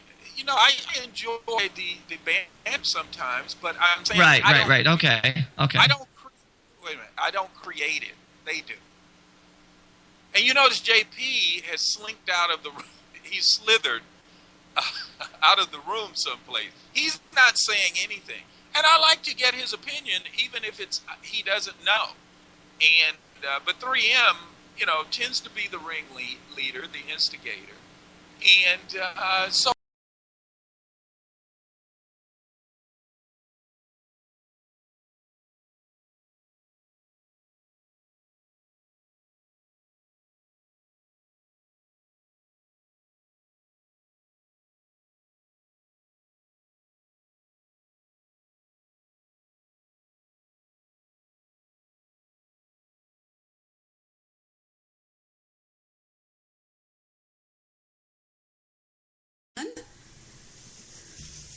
That would be a hoot, Debbie. Just look for the hottest blonde. I'll be in a white business suit. I'm not going to that rib tips place. I'm not going up there. Is it a bad place? Why not? Is it a dangerous place for me? I'll be in a cab. Debbie, you never got the location. Did you actually get the location? I think I did. Is that a bad... You should send it to me. Skype it to me. Is that a bad part of town? Skype it. Yeah, isn't it called something like Drude's or what's it called, Mr. Midnight Movie? It's in Inglewood. There's one in Inglewood and there's one in Crenshaw, and they're both bad places. Oh. He never divulged. Well, I'm going to be at the Four Seasons. I guarantee you they can order rib tips if we're there. I'll just call down. It's on rib tips. No. Hello, what do you mean in room 406? JP and I will go and get it, and we're going to go. Yay! This is going to be so fun. I thought that was so shitty of him to not tell us. I did too. I've got to admit, Mr. Midnight Movie, it was kind of you wouldn't tell. I'm going to be honest with you. And then I thought, but I was afraid. I was in a bad neighborhood. Oh, horse feathers. Horse feathers. If he's there eating all the time and consuming all the rib tips, I mean, that's the only excuse I can You're so mean. He wouldn't tell him where they were that night on the show, Steve. It was bad. It was horrible. I thought that there was a possibility, because I like to go there, and I thought there was a possibility that the TRS gang would come out and attack me. Now, the best rib tips in Los Angeles are either they're at Bloodsoe's, right? Is it Bloodsoe's Barbecue? You're going to tell us, Mr. Midnight Movie. It's called Bloodsoe's. It's Phillips in Inglewood. Okay, it's at 2619 Crenshaw Boulevard, Mr. Solution. 2619. I'm looking at the menu right now. Oh, it's damn good. Area code 323-731-4772. It's a takeout place. It's a takeout place. What? I can hear you. I can hear you, Mr. Solution. Keep talking. Debbie, that's not his primary place. He has sabotaged us. He's led us to another place. That's not his favorite place. Well, you get the rib tips and grab a can of Tiki Punch while you're there, they say. Tiki Punch. What does that tell you, Deb? TikiPunch.com. Now, they also have the Horse Thief. I don't know if I'd go there. Brothers Barbecue. They're the best rib tips in Los Angeles. They're in Hyde Park. In downtown Los Angeles is the Horse Thief, but I don't know if I would trust that. It just sounds funny. The Park's Finest in Echo Park. The J&J Burger Shack's got rib tips in West Adams. That's Woody's Barbecue in Manchester Square has rib tips, and it's a high dollar place, but it says my God. They're pretty. What's wrong? I'm just wondering why you guys all just don't meet up in Chicago and have the real food. Yes. Good Lord. The best food in the world's in Chicago, period. Yeah, and it's in different. shares in Texas. But one of the things the ribs aficionados or barbecue aficionados, they share information and wouldn't share us. I'm enraged at that. That made me angrier than anything he's ever done. I'm not lying when I say it angered me too. I was like, tell the man where the goddamn rib tips are, Brian. I'm sorry. And he never told us. No, he never did tell us. What's wrong with you? What's wrong with you, 3M? Why would you do that? Seriously, why? I had myself on mute. Yeah, I know he's on mute right now listening to me. I'm on mute right now. Listen, I'm afraid I'm going to run into Brown obesely in the gang. Oh, please. Here we go. Back to that. Oh, my God. Well, hey, you asked me. I'm telling you. Listen, no one in the world in their right mind is going to look at you and freaking back and try to confront you. You're a big freaking strong dude. Nobody's going to mess with you. You tell them where your rib tips live and be happy with it. Mr. Solution, they were saying earlier that they think you're fat, and I was arguing with them that you're not fat. He's not fat. He's just a big guy. He's like a linebacker. How much? No, not Mr. Midnight Movie. We're talking about Mr. Solution. I'm about 225, 220, but I'm about 6'3". Look, Debbie. You're not 6'3". Be honest to God. Yes. I told you're taller than me. 5'3", 285. Debbie, yeah, 5'3". Hold on. Allow me to point. Go ahead. I'm going. I can hear you, Mr. Solution. Go ahead. I'm sorry. That is JP. That's 5'3". He's a runt. No, he's not. I've seen his pictures. The guy's like 6'1". Steve, simmer down. Simmer. Go ahead. Debbie, I'm telling you the truth about the JP. Mr. I love the JP. Solution. He's a good man. Go ahead, Mr. Solution. I'm back out. Yeah, I think I was going to say something. Debbie, that confirms it. He did not divulge the area that he loves. He did not give us the affirmation. No, he didn't. It made me so mad, Mr. Midnight Floobies. I thought you'd be mad I thought you'd be mad, Debbie, that I could defeat you in a race. I was shocked you thought that. Y'all think I'm bullshitting. When I go out there, JP's going to hold the camera, and me and this bitch are racing. I'm going to kick off my heels. I'm going to kick off my heels and say, come on, bitch, let's go. And I'm going to say go, Mr. Jewish producer. He's going to say, on your mark, get set, go. We're going to race. I hope she's not wearing a bra. Forget about a ventilator. You better bring one of those defibrillators with you. Put it in the trunk. That was horrible. Mr. Solution, are you going to give me any money if I win? Hold on.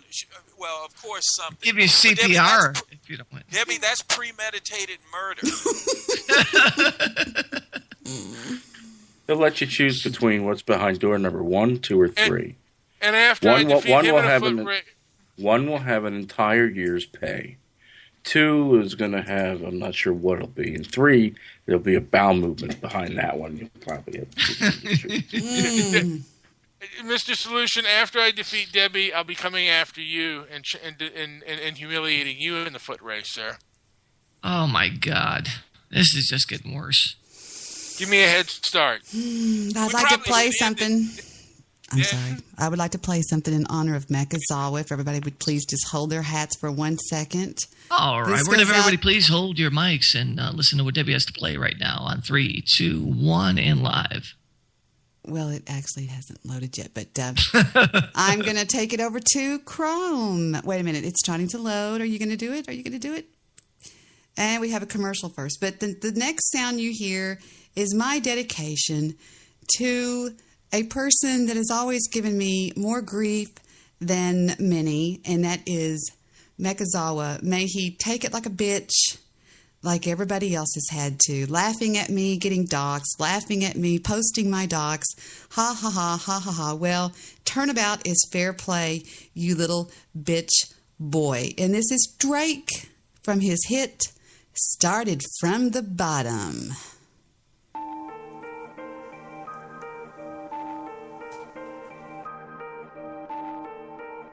Started. Zombie on the track. Started from the bottom, now we're here. Started from the bottom, now my whole team fucking here. Started from the bottom, now we here. Started from the bottom, now the whole team here. Nigga, started from the bottom, now we here. Started from the bottom, now my whole team here. Nigga, started from the bottom, now we here. Wait a minute. I'm going to have to split this screen. Y'all got that made my ears bleed. Y'all got to see this freaking Mercedes. He's Canadian, by the way, and he got punched out by P. Diddy. Y'all have got to see this Mercedes Benz in this video. This is one sweet little machine.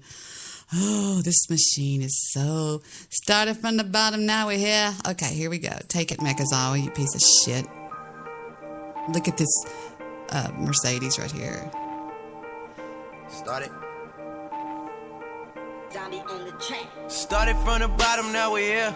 Started from the bottom, now my whole team fucking here. Started from the bottom, now we here. Started from the bottom, now the whole team here. Did I say Mercedes? I meant BMW. Look at that car. Oh, it's a do Bentley. That jumping up and down thing like they do in LA. Nigga, started from the bottom, now we here. Started from the bottom, now my whole team here. Nigga, started from the bottom, now we here. Started from the bottom, now the whole team. He used to work at Eckerd's. Kept it real from the jump. Living at my mama's house, we'd argue every month, nigga. I was trying to get it on my own. Working all night, traffic on the way home, and my uncle calling me like, where you at? I gave you the keys, so you bring it right back, nigga. I just think it's funny how it goes. Now I'm on the road, $500,000 for a show, and started from the bottom, now That's Mr. Midnight Movie. He also worked with Drake at Eckerd's one time. Nice. He's Canadian, by the way. Yes, he is, and yes, he did get his ass kicked by Eminem. I mean, Rush. Canadian band. Rush what? Rush wins everything. In Canada. Who was it that beat up? That beat out? I think it's P. Diddy or whatever his name is. Oh, did y'all see P. Diddy in the movie? What was that damn movie he was so funny in? He was in Monsters Ball. No. It was a very funny movie. Oh, Get Him to the Greek. P. Diddy in Get Him to the Greek was the funniest thing. To the Greek. Y'all, this was the fun. Watch P. Diddy. Watch P. Diddy. This is P. Diddy, if there's not a commercial. I'm in Safari. And I don't have my ad blocker on in Safari. And they popped me with a commercial. But we'll see it in just a second. Here we go. .com.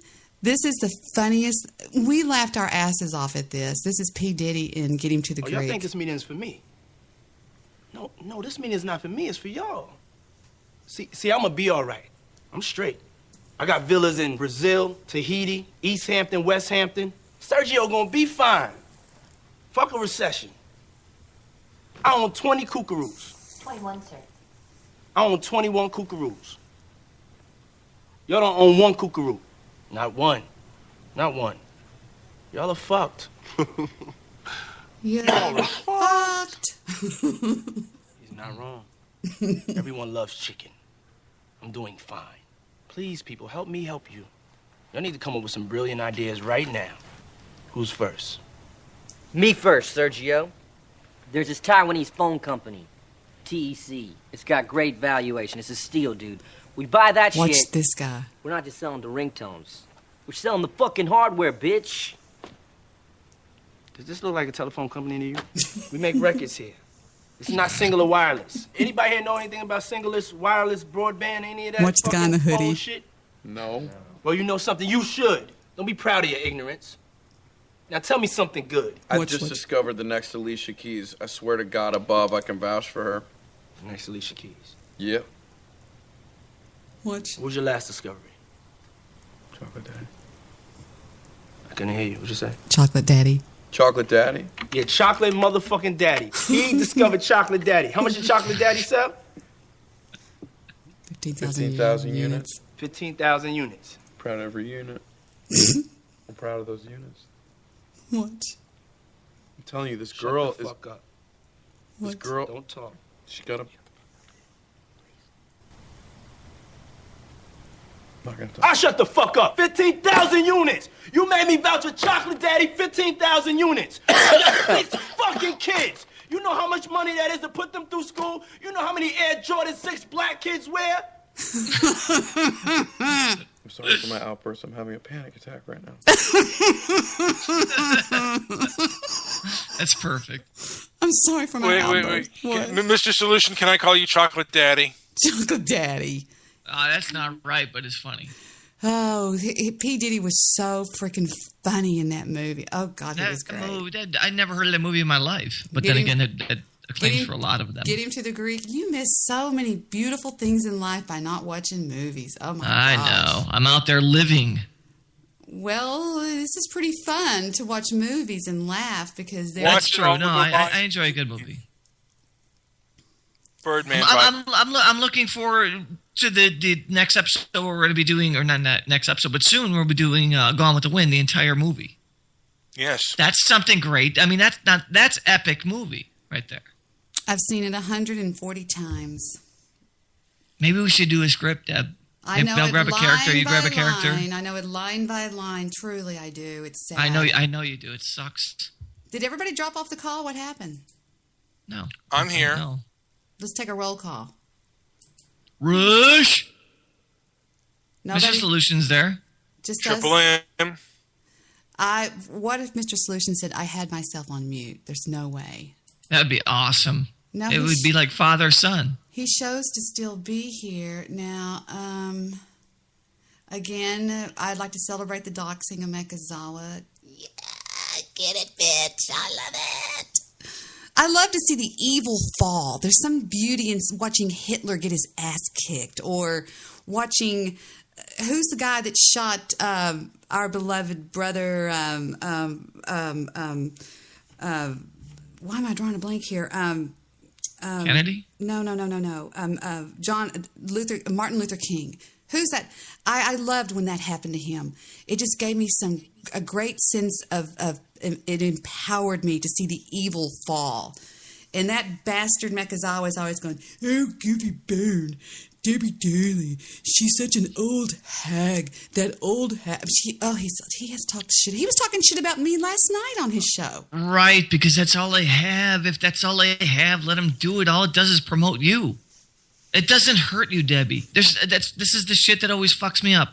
It doesn't mess with you. When people talk about you, now, wait it's free a minute. promotion. Coming from you, and you leave when people get ugly with you. At least I don't do that there. Nah.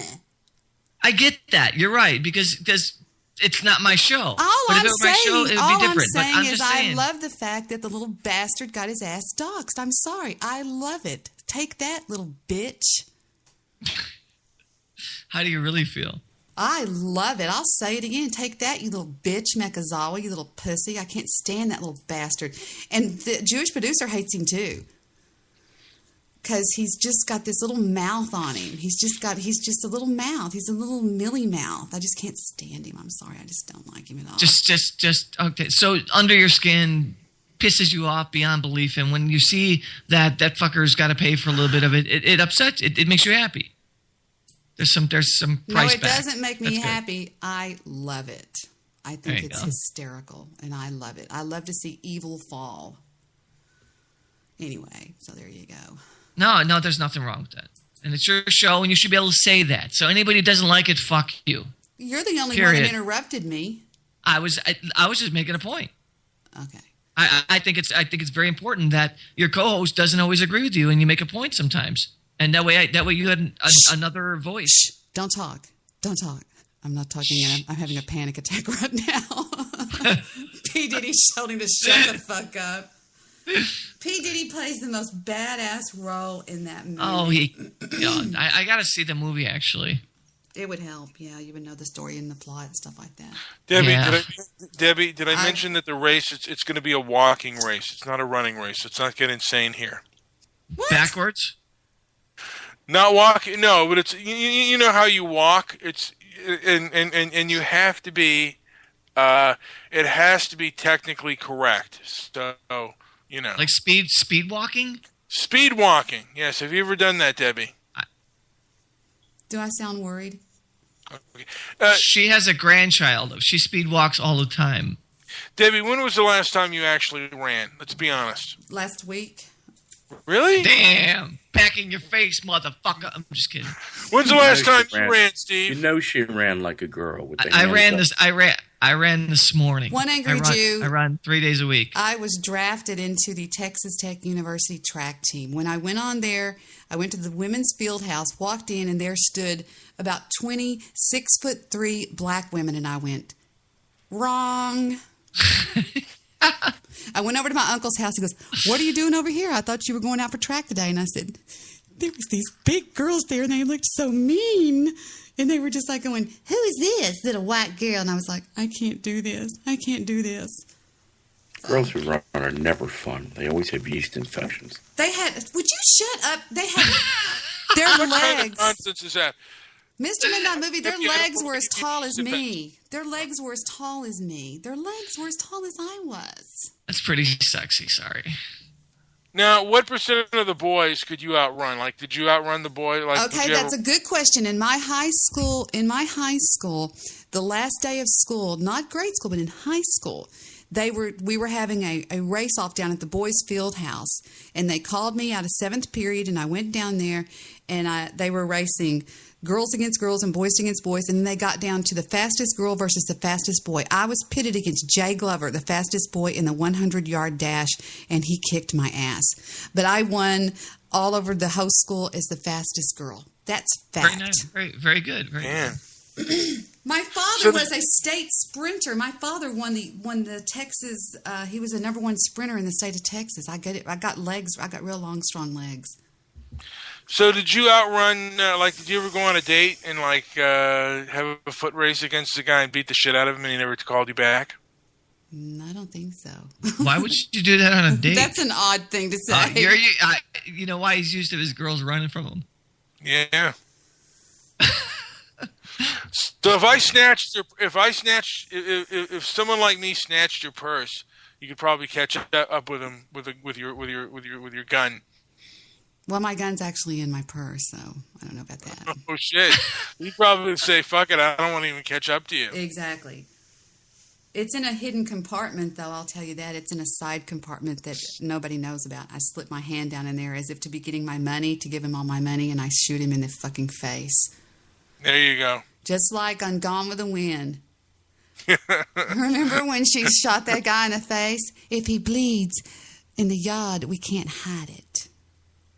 We'll have to bury him in the woodshed. God, I'm gonna have to watch this movie all over again because I love it so much. We'll have to bury him in the woodshed. If he bleeds in the yard, we can't hide it. You know what? And let me say this: when we were rewatching the Ten Commandments, I have forgotten how entertaining the Ten Commandments is, and we both kind of didn't you feel that way, Debbie? Like, boy, this film is really entertaining. We watched it together one night on Skype on a screen share. Yeah. Oh, that's nice. That's cool. Yeah. And we were like, and Debbie watched the rest of it. She said, I have to watch this again because the film is so entertaining. Well, I've often wondered why Moses was not mentioned very much after the book of Exodus. He's only mentioned in the Exodus, which means the exit. He's only mentioned there. And I found out from watching that movie, and I did research on it, that Ramses I ordered the name of Moses stricken from all the records because he disowned him as a son. And so, therefore, he was stricken from the early books of the Bible. And shut up, Stabby, don't say a word. Go ahead. And I'm not even watching the chat room. I'm over here at iTunes.com, but I know Stabby's going to go, there's no such thing as Moses in the Bible. And Debbie's just a bit Because when you go to see the Ten Commandments, and you're really coming out on the 15th, that soon ahead, I don't have any time to prepare for the race. Bless your heart. He's so cute. He's awesome. I wonder how it's going to compare to the movie Exodus: Gods and Kings. Well, it's obviously going to be nowadays digitally enhanced scenery and stuff like that, but I don't know. We'll never know till we see it, right? I'm putting my money on Jurassic World. I'm putting my money on Debbie Daly. Have you I seen thought you were that? talking about the race. Have you seen Don't that? bet against me. I'm Have trying you not seen to, that? buddy. Have you seen that trailer, Steve? I have not. Oh, it's amazing. It's amazing. What, did you say Jurassic Park 4? No, Jurassic World. It's Jurassic Park on steroids. Really? Truly it is. It's going to be amazing. Has Gunner seen it? Gunner? Yeah. My dog? Her dog? Oh, my God. Jet. Jake? You know, I had a friend named Gunner. Well, you can have another friend named Gunner over here. He's a big brown doggy. No. Yes, he Jet- has seen it, and he Jetson. cannot wait to see it. So, cannot wait to see it.com. Me and Steve saying that all the time is so silly. I know. It's you said it like 5 times tonight. I know. We're cray. Yeah, a little bit. The movies I own are Knick Knack, Stick It, How to Lose a Guy in 10 Days, The Queen, Tombstone, Failure to Launch, Crimson Tide, Good Will Hunting, Legally Blonde, Dirty Dancing, War Games, The Three Little Pigs, 28 Days, Something's Gotta Give, Sex in the City, The Breakfast Club, Talladega Nights, Suicide Kings, You've Got Mail, Alpha Dog, Hook, Mouse Hunt, A Knight's Tale, Nutty Professor 2, The Clumps, It's a Wonderful Life, RoboCop, Close Encounters of the Third Kind, Luxo Jr., Day and Night, For the Birds, Partly Cloudy, Tin Toy, and Jack Attack, The Social Network, Australia, Up, 2 Weeks Notice, The Lion King, Bad Santa, Enter the Void, Divine Secrets of the Ya-Ya Sisterhood, Finding Nemo, Gone with the Wind, The Birdcage, Toy Story 2, Toy Story 1, Toy Story 3, and Justice for All, Fun with Dick and Jane, the 2005 version, Tangled, The Rabbit Hole, The Upside of Anger, Wreck-It Ralph, Jesus, the 1979 movie, The Devil's Advocate, The Cable Guy, Charleston Heston Reads the Bible, Girl with Pearl Earring, one of my favorites, Riding in Cars with Boys, This Is 40, 50 First Dates, Titanic, and the 10 Commandments. Whew. Well played. Yeah, well. And with that, Debbie, I'm going to bed. All right, love. All right. Put your running love. shoes on when we see each other. You I'm keep holding talking. my breath. Keep talking the talk. No, it's fine. All right, Debbie. I'll talk to you later. All right, Pumpkinhead.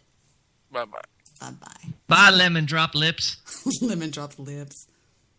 I love that, man, like I love sushi. Wait, that's not fair. I don't love sushi. Is Mr. Solution still out here? I don't know. I see him showing, and I see One Angry Jew. I see me, and I see you. Now, the Jews sent us an MP3. Let's see what MP3 Les Jews sent you and little big me. Okay. It's called Just Another Morning Here. I think it's going to be nice. He always sends good. Oh, this is by Nancy Griffith. It's called It's Just Another Morning Here. This goes out to you, Jew, wherever you are. It's just another morning here. Sorry, I'm going to go on mute. I thought that was it.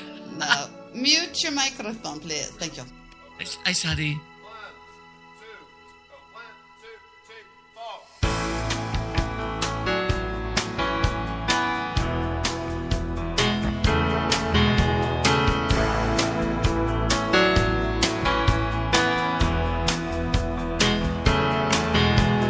Telephone is ringing in the middle of the night, and I pull the bedclothes higher. Will it stop calling out if I turn on the light?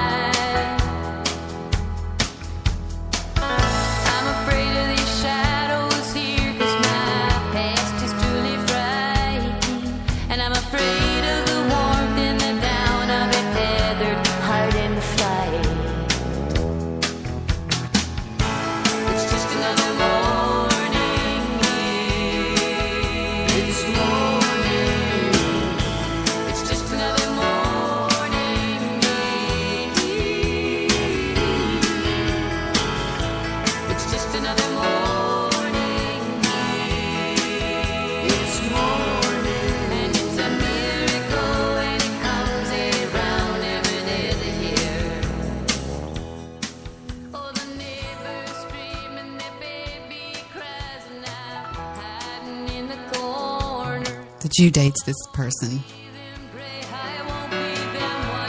I love the Jew in the morning.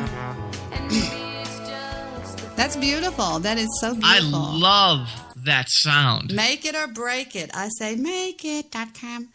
Now, makeit.com too. Mr. Midnight Movie's always going, Debbie, did you cry at that movie? Debbie, did you cry at that movie? Debbie, does that movie make you cry? I'm going to play for y'all a song that always makes me cry.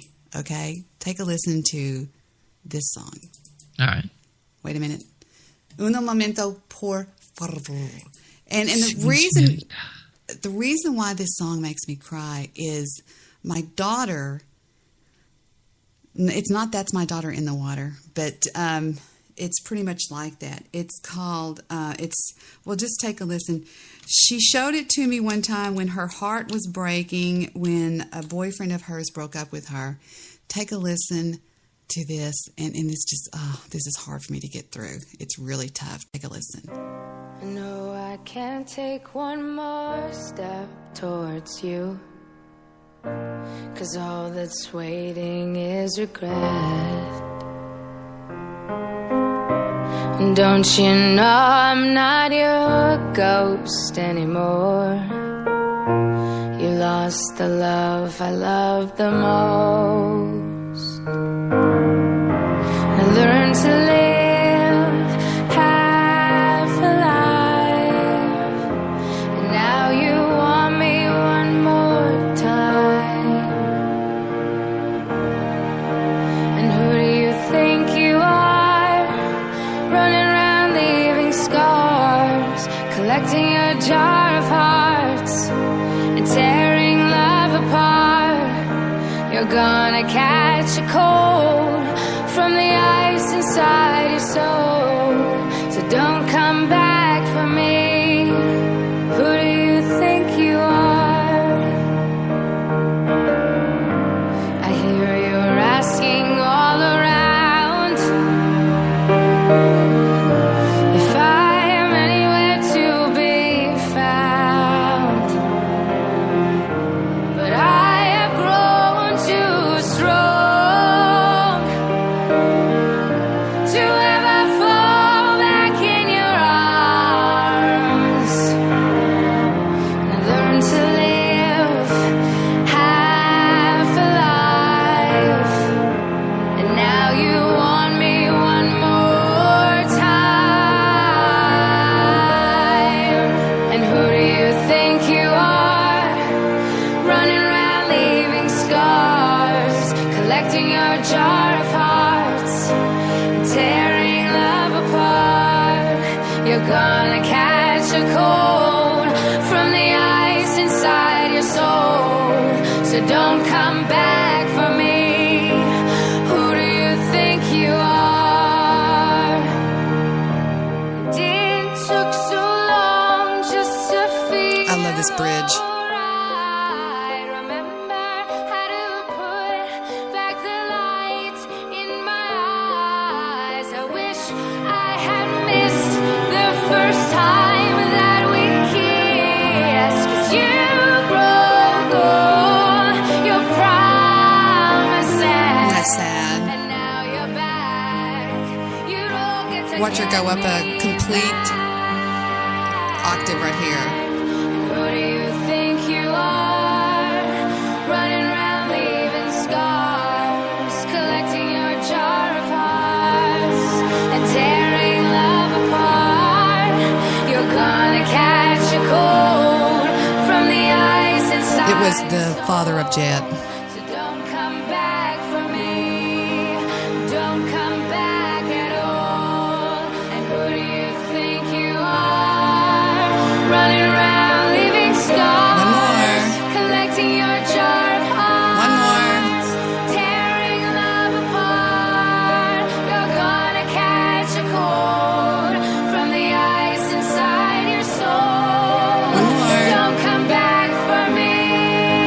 One Don't more. come back at all. Good girl. Who do you think you are? And I'm left to pick up the pieces with my angel when her heart is shattered. And when she played that for me that day, I was so upset. I was like, God, turn it off. It was just, it just killed me, because when she's hurting, I hurt. And I hated that happened between them. And they were just, they were never meant for each other. They were two separate people. And he just absolutely was venomous to her, just venom. And yet there was a part of him that she loved, and I could see that. Mm-hmm. I don't know. It was bad. It was bad. It was a bad deal. It was a very hard time. And I took him out into the front yard, and Steve, I've never packed a wallop like that in my life.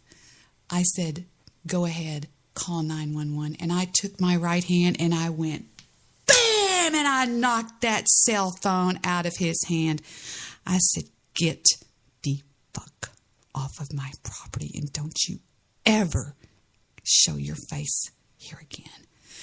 And I mean, I just went, just like Billy Jack, I just go berserk. I was like, you're lucky. Yeah. You're lucky my husband's not here, because he might end you right now. You sorry. Don't laugh, Steve. I'm being dead serious. No, I said, I'm only you laughing sorry I'm that emotional fucking too. piece. Well, no, I'm not emotional. This is called real life. I said, you sorry fucking dirt piece of shit. And he goes, I said, no, you don't get to talk. Get in your fucking piece of shit car and get out of here. And if you ever show your face here again, you will get hurt. He drove off and shot me the finger. And what he did to my daughter was criminal. And I sat and watched that angel cry as she held that little newborn baby. And she looked so sad. And it just, the mama bear came out in me for the first time in my life. I literally roared. I roared. And so what happened, she ended up suing him for child support, and she won. And in the documents, he got me back. He said, I'll sign.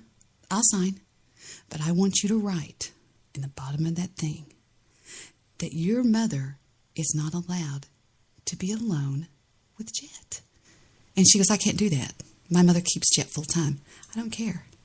I'll give you all the money, but all I want is for you to write on that document, your mother is not allowed to be with Jet. That's all I want you to do.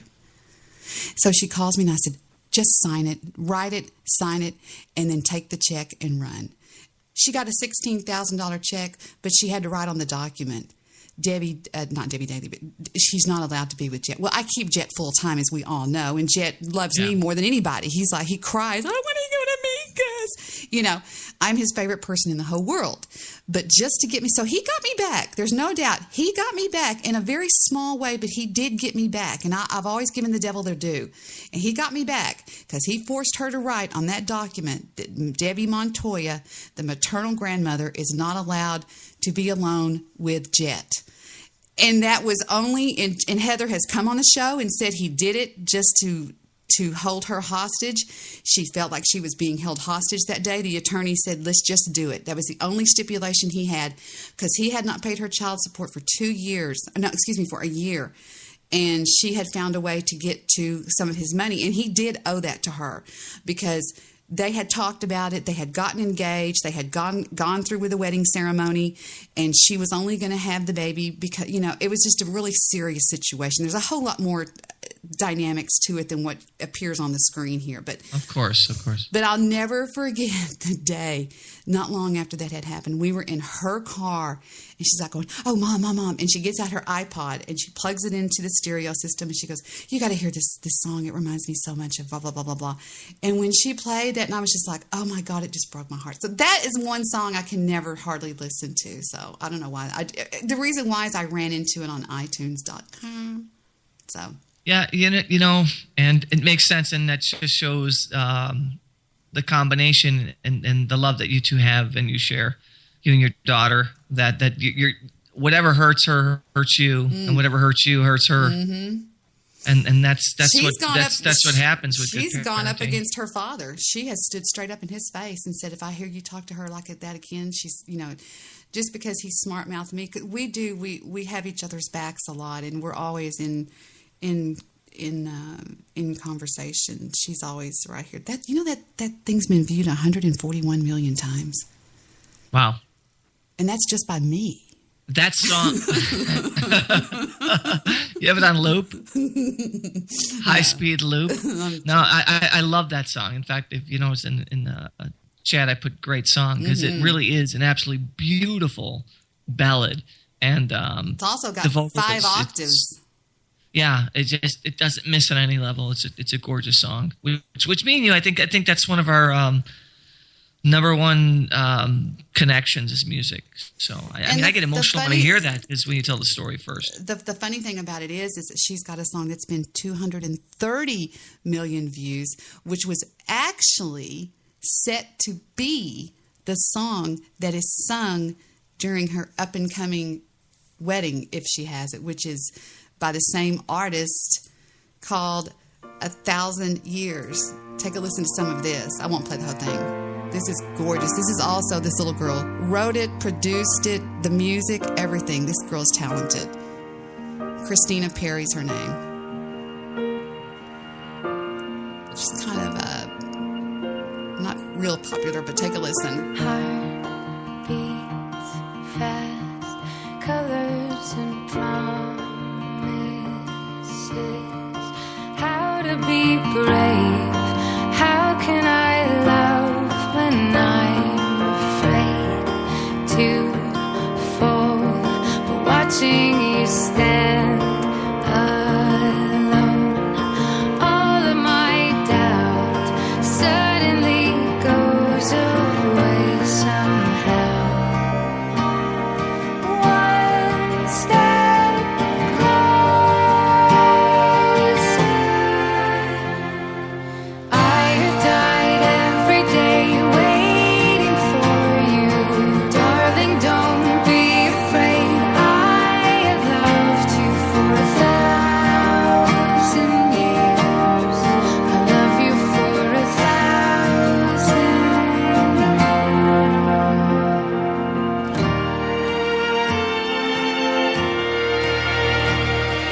Time stands still. Beauty and all she is. I will be brave. I will not let anything take away. Standing in front of me, every breath, every hour has come to this. One step closer. I have died every day waiting for you, darling. Don't be afraid. I have loved you for 1,000 years.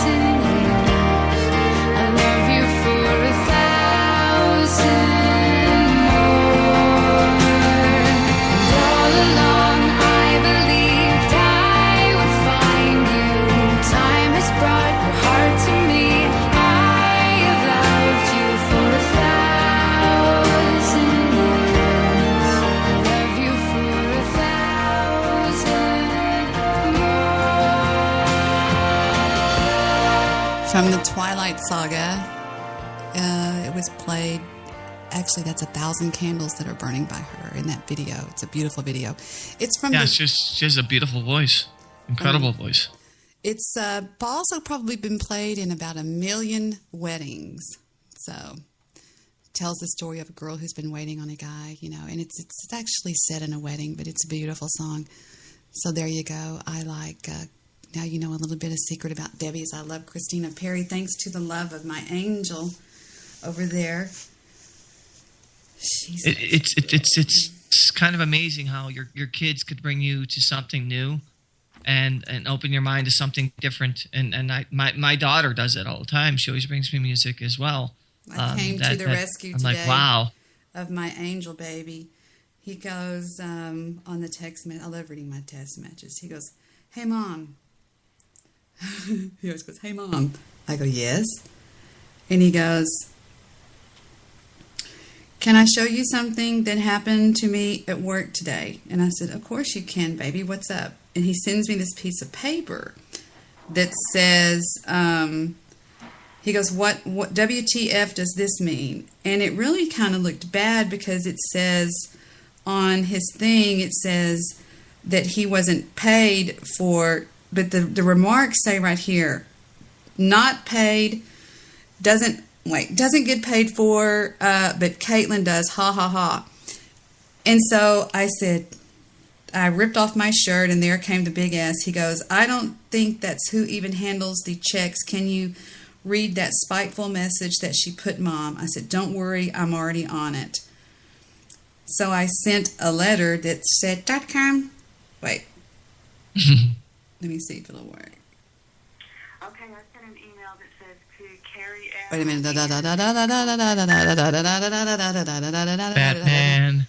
It says, I am Victor Montoya, father of Stephen Montoya. I am reviewing his most recent pay stubs, and there are some severe discrepancies. And then I listed both of the items, and then I put, I have reviewed my son's documents for employment. Can you please explain to me why you are not compensating my son for this time? Additionally, can you please explain the phrase, And so I already got an email back, .com, that says, well, what do you know? I made a little mistake on there and just send Stephen in tomorrow and we'll just cut him a check for that. There we go. All fixed up. He goes, yay, Mommy. But I thought it would look better since I was dealing with a man, and sometimes men like to deal with men. I made it from Victor. I went to his email account and I wrote it from Victor. So, yeah, I felt good about that. You know, sometimes you just have to be there for them, even though they're 24, 23, 24 years old. It doesn't matter what age they are. It doesn't matter. They're your child. There's an emotional level that you carry for the rest of their lives and your life that no one else could touch. So there's things that you'll understand that no one in the world will understand other than you. Parents are there to help their children because my children help me. Anytime I've needed Stephen, I could call Stephen right now and he'd be over here in 15 minutes. Well, it'd take him a little bit longer than that, but he could be here. He'd be here no matter what. Right. Right. All I could have to say is, Stephen, I need you. He'd go, I could say the same thing about my two kids, and it's what's wrong, Mom? No, I'm joking. Isn't that amazing, though? Isn't that a beautiful thing? Yeah, it is. It's nice to know that you not only raise these people, but these people as adults have respect for you as an adult, and that's they love you forever. You know, I was thinking about this, and go ahead. I, even though me and my father are not close, I think about him every single day. You know, and I pray. I'm a Catholic, so I pray for him every day. And there's not a day that goes by that I don't think about him, even though he's not in my daily life because of his own choices.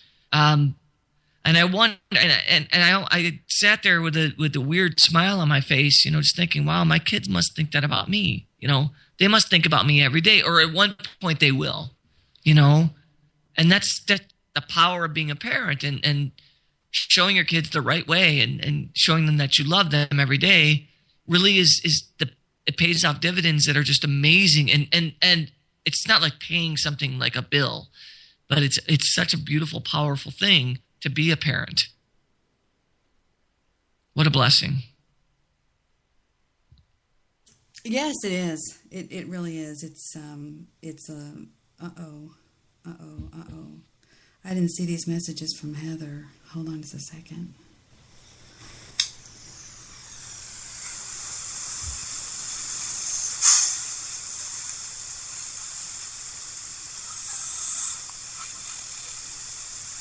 That's weird. She doesn't want me to hear Jet breathe.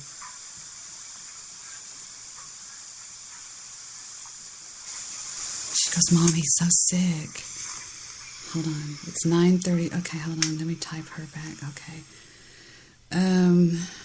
Take his temp. I had him all day today, and he was running a real high fever temperature. Okay. She's going to take his temperature. I didn't see that come in. She said, Mom, listen to Jet breathe. He never breathes like that. We're watching him because he's been coughing for days. Anyway.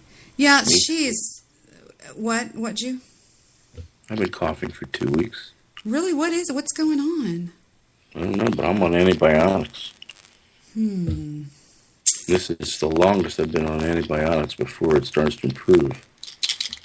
I don't know what's going on. Play that little ditty I just sent over. We love that little ditty. Oh my God. No. Play the one I just sent. The one you just sent. I'm sorry. Yeah, he just dropped one. Oh, truly? Okay. Let's take a looky and see.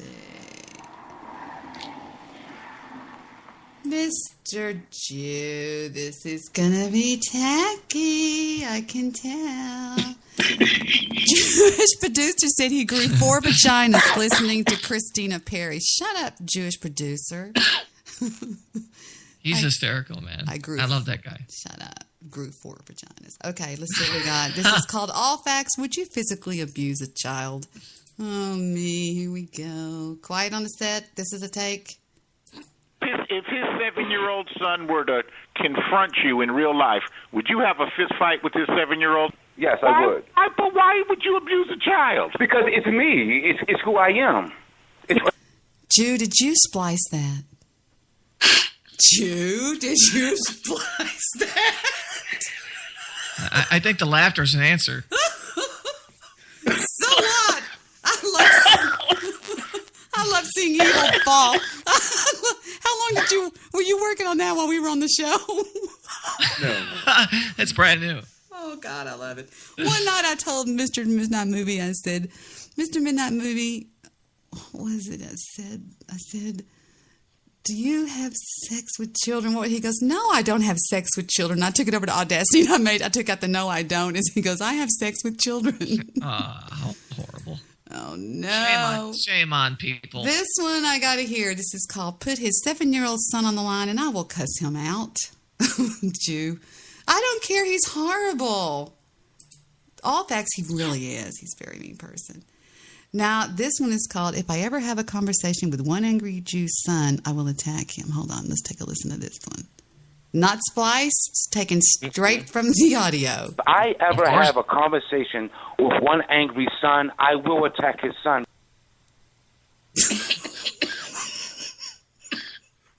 I want to hear this one again. Wait. If his 7-year-old son were to confront you in real life, would you have a fist fight with his 7-year-old? Yes, I would. But why would you abuse a child? Because it's me. It's who I am. It's who I am. You're terrible. Wow. That's wow. I don't know who to say shame on. Last but not least, we have this unspliced piece of audio. Yes, I would. I'm letting you know. Put his son on the line now. Why BTR Put his son on the line now, and I will cuss it. Put his son on the line now. Let his 7-year-old son address me, and I will cuss him out. Child abuse right here on the Debbie Daily Show. Real live child abuse by All Facts. Where else can you get that? No, that's an exclusive here on the Debbie Daily. That's an exclusive, right? Yeah, you're right. And we're going to hear one more from Michael Allfax, who has recently been 404'd, or now he's 404'd. He's 16016, right, Jew? Or 12012? 1606. Or is he 808? Anyway. 808. 808. Shut up. Yeah, I think is he 808 or 1212? Here goes the last piece of unspliced audio. So you're gonna say mean things to a 7-year-old because yes, I would. Love it. Thank you for reporting that. I love to see the evil fall. Love it. There you go.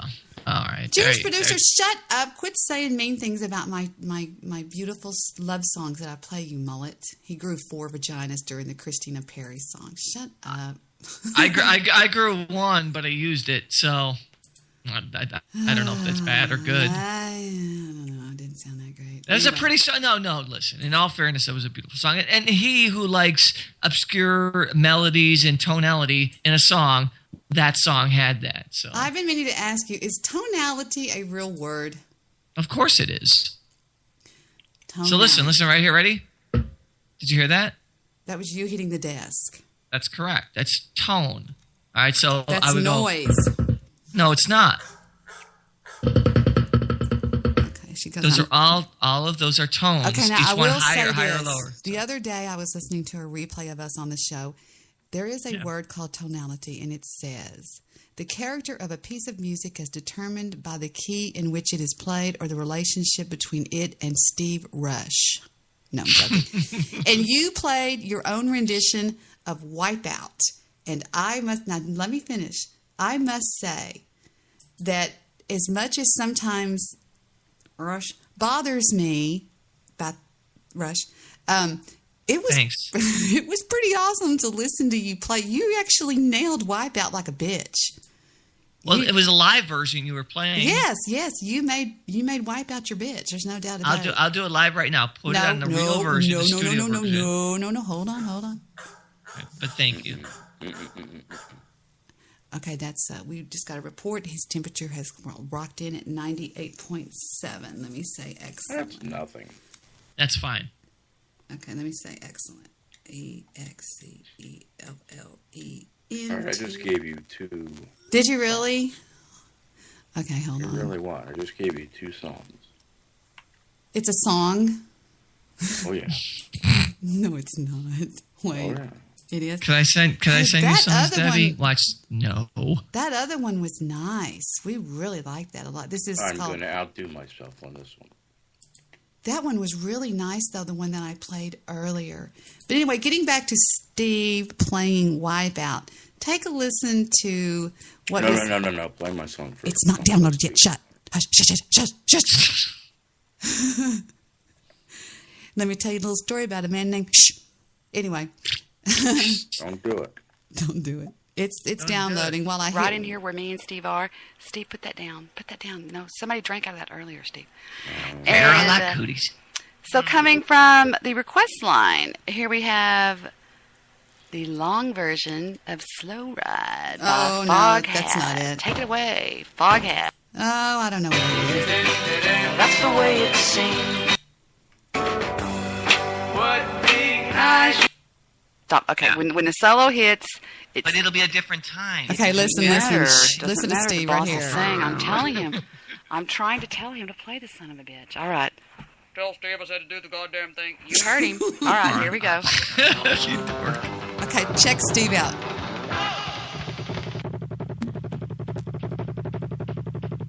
Sounds like a loose tire. Fuck you. No.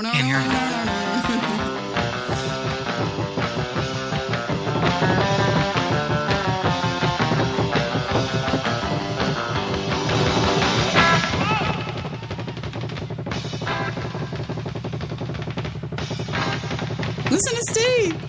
That tire needs an alignment.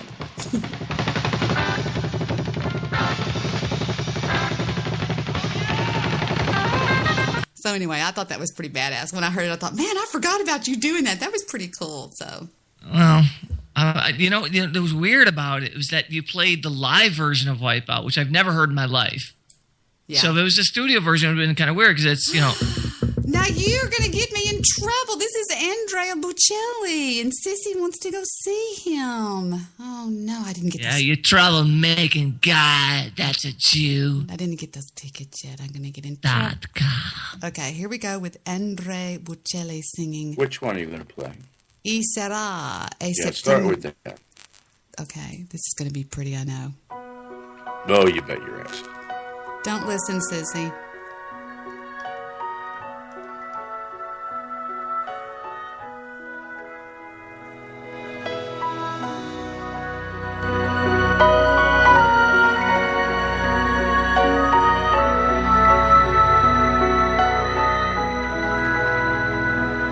Soffia un vento che mi parla di te, che mi dice vai, ritorna da lei ogni tua ansietà, ti lascerà quando sentirai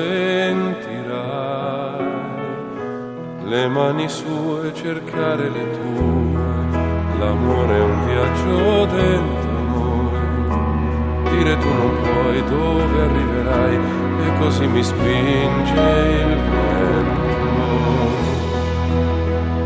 Non mi perderò, io ti ti troverò e sarà già settembre. Resti il sogno che non muore mai oltre gli alberi e il tuo silenzio che ascoltai.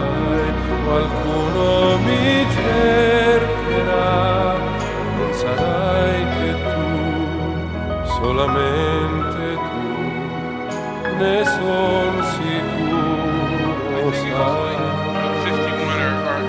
Or less than 60, you'll see a popcorn, a popcorn thing dumped. Io posso amare solo te.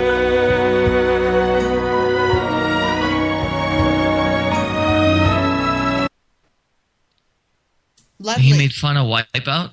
Lovely Jew. Absolutely. Oh, it's beautiful. I loved it. Absolutely. No, that's absolutely gorgeous. Absolutely. I loved it. Beautiful piece of music. But I love this even better.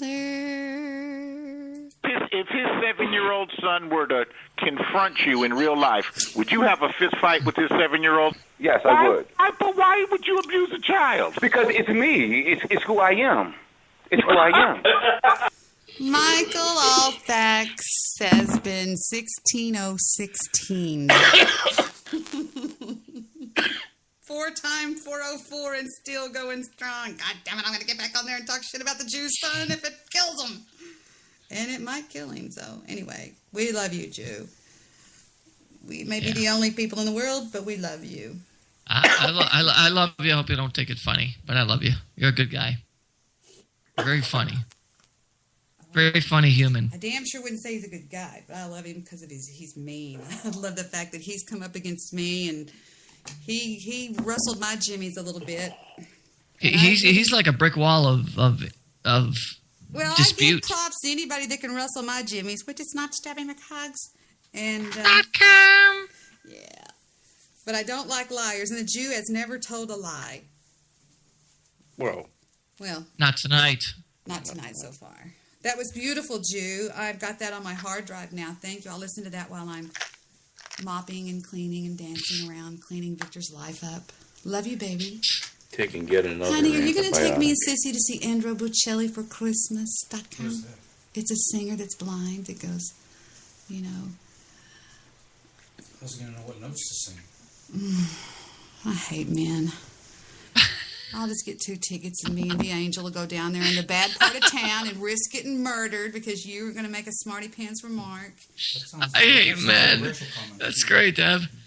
That's nice. Me and Sissy will huddle together in the streets of downtown Dallas as we try to get to the American Airlines Center without getting murdered. Is that 3M's all three? Her daughter. Yeah, Sissy. Oh. I'm sorry. That's her personal nickname. I thought that's what the women call 3M. Right.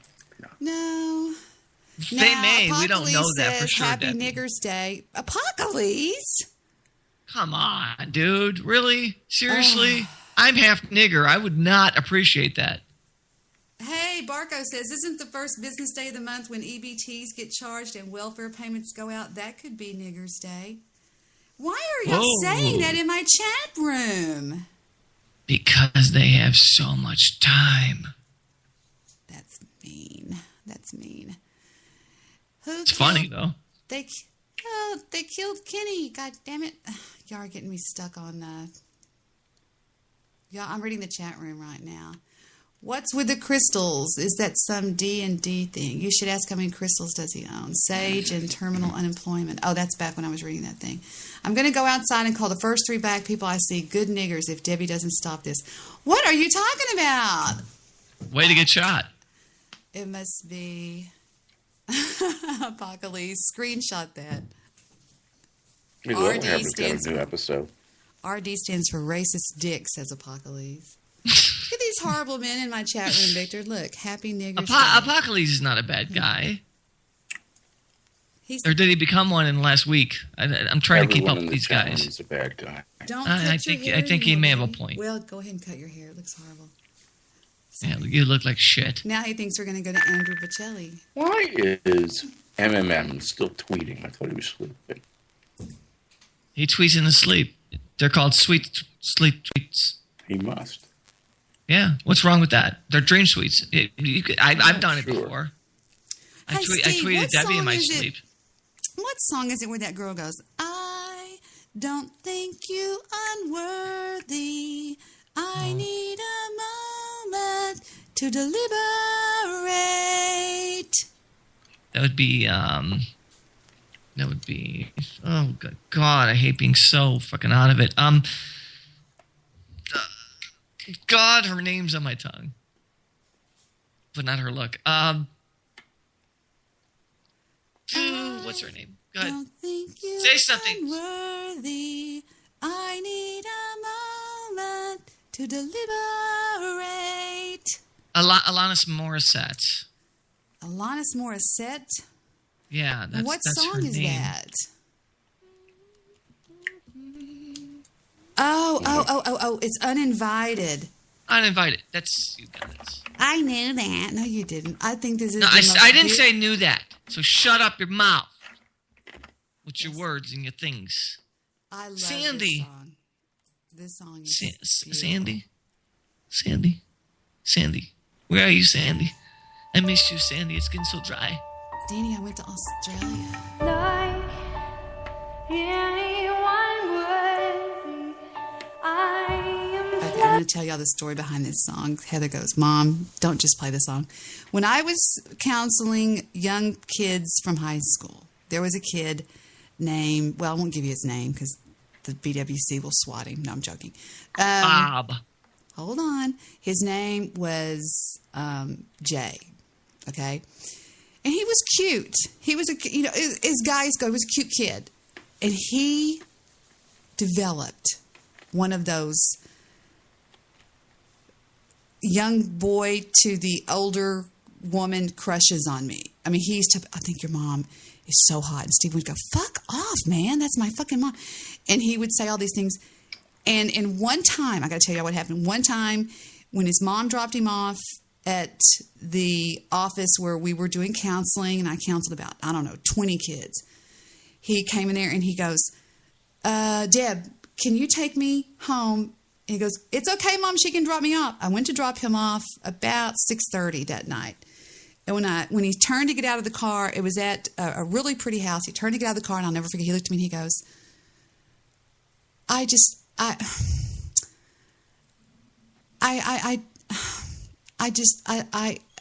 love you so much.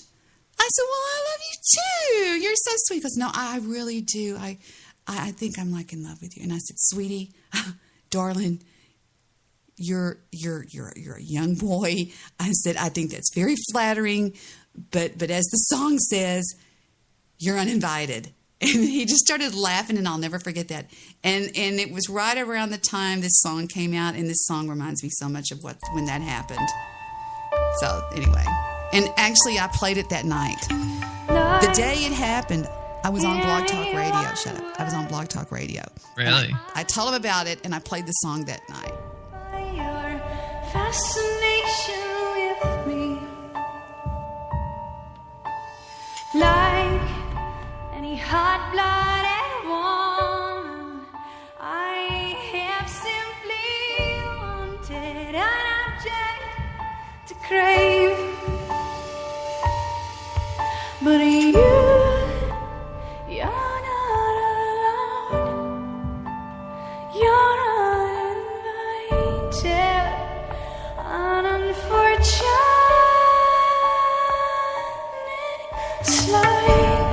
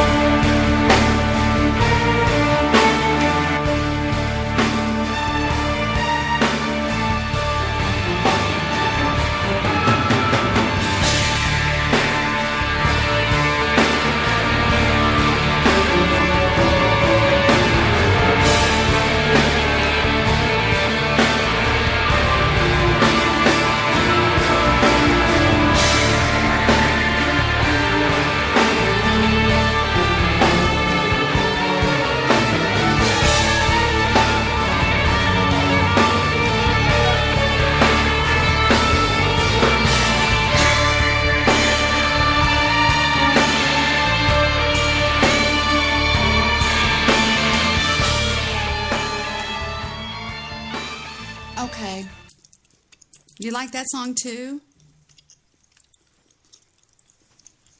Are y'all still there? I dig everything she does. Yeah, I'm here. You hear me? She is the best. She has a very unique sound to her.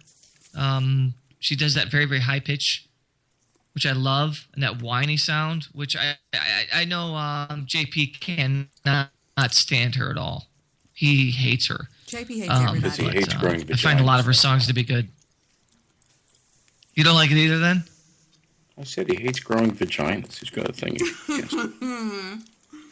Yeah, there you go. I love the Jew so fucking mean. I love the fuck out of him. He reminds me of my That's dad. why he's so cool. My dad's an asshole. My dad was an asshole, just like the Jew. Yeah. He reminds me of my dad. He would go, "Hey, Deborah," whenever Victor was on the tee box, he would take his left palm and hold it out. He would get his two right fingers. He'd go, da ta ta ta ta ta ta ta ta ta ta ta ta ta ta.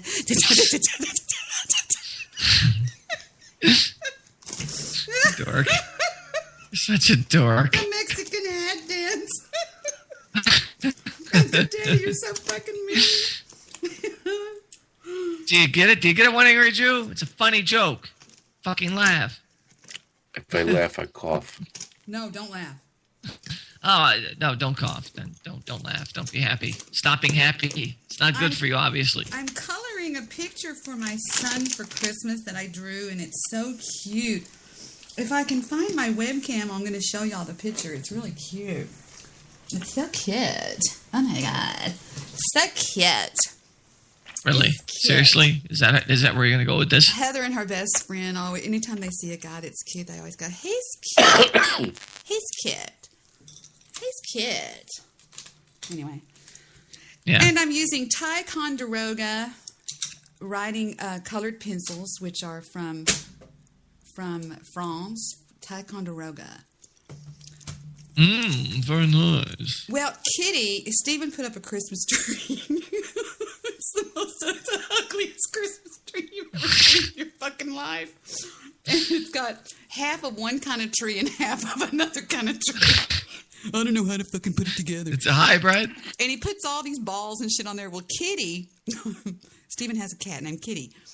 Kitty gets in the tree and just fucking tears it up. Just destroys the tree while Daddy was at work. He walks in the door and Stephen goes, "Kitty!" real loud. And he's like, meow. He's rubbing all over Stephen's legs. And there is a video online that I sent to Stephen today. And I mean to tell you, I thought Stephen was literally, I thought he was going to die laughing at Kitty's. Hold on, let me show y'all this. Okay, you're going to have to do a screen share again. You're going to love this, though. There's a guy that draws a cartoon. It's called Simon's Cat. Yes. We've done this before. This guy's amazing. Yeah. Watch the Christmas special. What Kitty does to the Christmas That's the tree. wrong guys. I look like Neil Peart.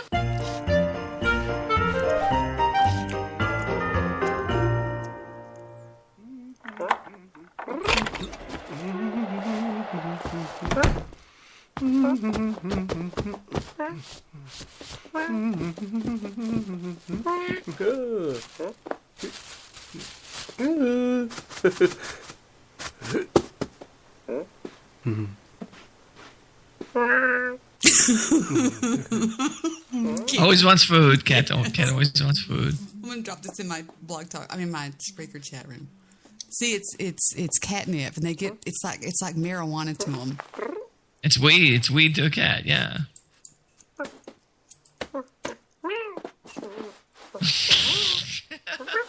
Watch him.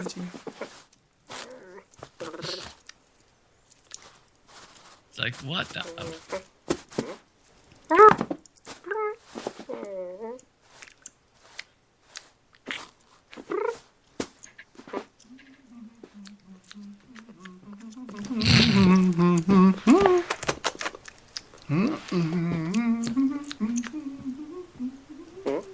He put down the food and the cat completely forgot about it.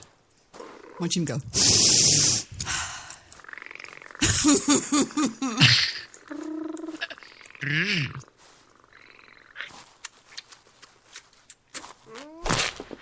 Oh, shit. Oh, shit. It's just like a real cat. Cat's wasted out on catnip.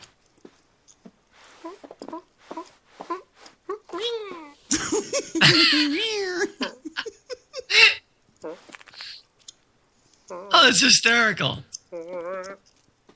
Oh, God, that's funny. He's fucked up. He walked right through his food. He always tears up the tree. There's a new kitty that lives there. I've not seen that one yet. That one. Watch what he does to the little baby kitten.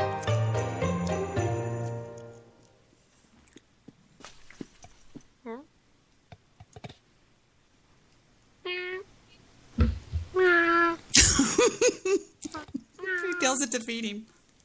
Yeah.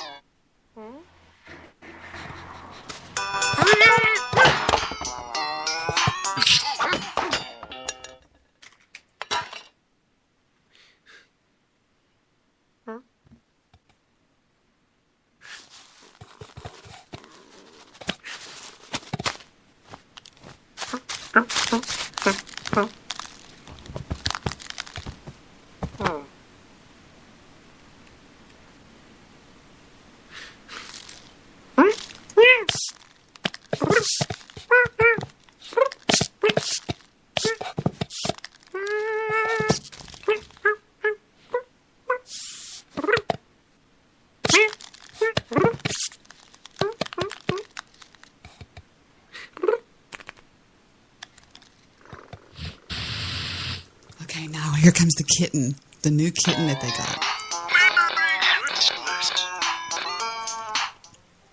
Okay, here's the kitten taking a nap. Look at the kitten. Look what Kitty's doing. You're going to scare the kitten.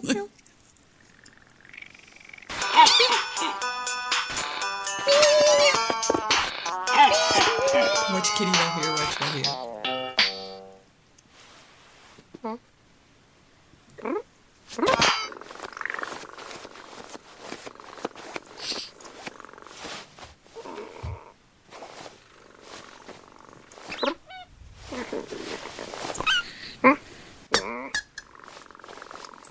Isn't he adorable? Absolutely. And last but not least, this is the one that looks like Steven. It reminds me of Steven. Let me show y'all this one in my chat room. This is funny, especially at this time of the night. If you're stoned, you'll really like this. This is Steven's cat, what he did today to Steven's Christmas tree. Starting in 3, 2, and 1. I'm sorry if you have a Windows computer, but we don't have problems on Macintosh.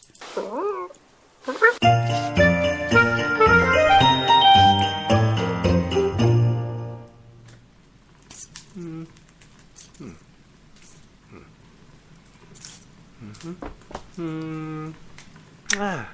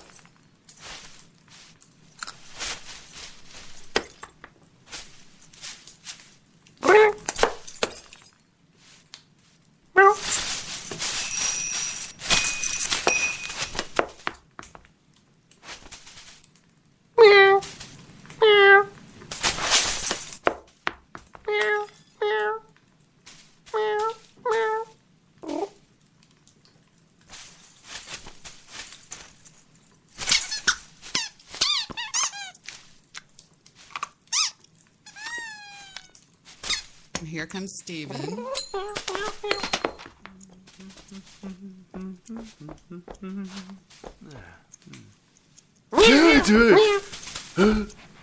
Oh, you down.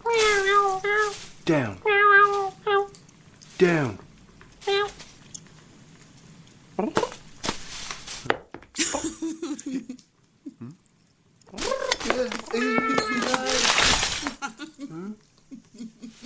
Nice. Kitty. Well played, cat. He always wants food. Steven said he tore that son of a bitch up, and Steven watched his he goes, Kitty! That's awesome. Anyway, so with that, I think it's time to let these We people bid off. you all adieu, right? Is that what you normally say about this time? I'm thinking we should do that. What do you think?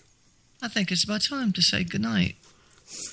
All right, we're going to close with an oldie but a goodie here on the Debbie Daily Show. This goes out to Willispy Alan Wayne, who actually thinks he's better than anybody else on Spreaker. He said on his most recent podcast that on his worst day, he's better than any other you failures out there. So this goes out to you, Willispy Alan Wayne. Any last words, Steve, or whoever else is on the show here with us? Just want to say goodnight, Deb. I love you, and hope you do a show really soon. All right? Well, you know where I'm at. You know where I live. So there we go. Let's do this. Okay. Bye, Steve. I love you, too. And I love the I love Jew. you. And Mr. Midnight Floopies. Jew, thank you for 1606-tinging asshole over there. All facts. I love it. It's a work in progress. Kill him. Go get him, Jew. Kill him.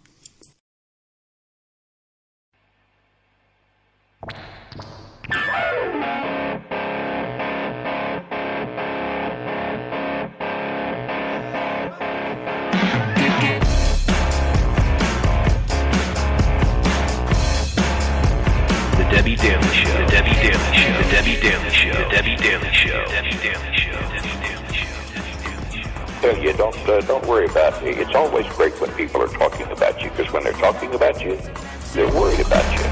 The Debbie Daily Show. The Debbie Daily Show. Take no astrophysicist to make your eyes so freak. Now sisters kick it. I keep it cool like Eskimo chicks on Discovery Channel. I'm hot like Telemundo chicas on a solar panel. See me on Sesame Street cooling in the Coachella tea. I slap you silly like hillbilly chicks on daytime TV. Let's get it. Like Elvis rocking my Miami Paris. I'm technotronic, sipping gin and tonic like I'm selfish. I am the killer, shaking up some more rock and roll. I thought they were talking about me. Machines ain't got no soul.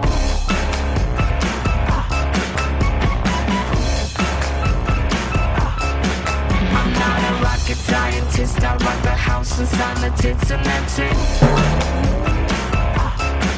Don't take no astrophysicist to make your ass so freak. Now sisters kick it. This is mission control. What is your status? We read you loud and clear. Permissions go to hit ignition. We're getting static. Please repeat your last confirmed position. I'm 10 feet tall and solid gold, and I demand submission. I am a robot, Elvis rocking my Miami Paris. I'm technotronic, sipping gin and tonic like I'm selfish. I am the killer, shaking up some more rock and roll. Fool. Papusa. Them drum machines ain't got no soul. This is Lester Bartholomew Jones, and I just want you to know that I never listen to the Debbie Daily Show. That's a fact.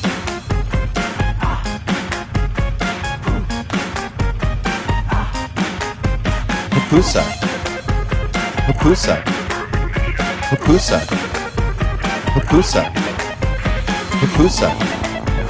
Papusa. Papusa.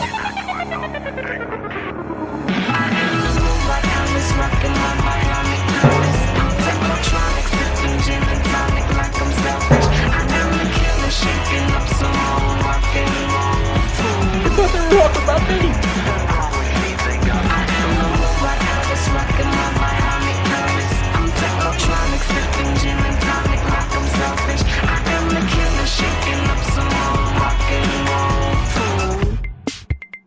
Them drum machines ain't got no soul. That's a fucking keeper. That is a keeper.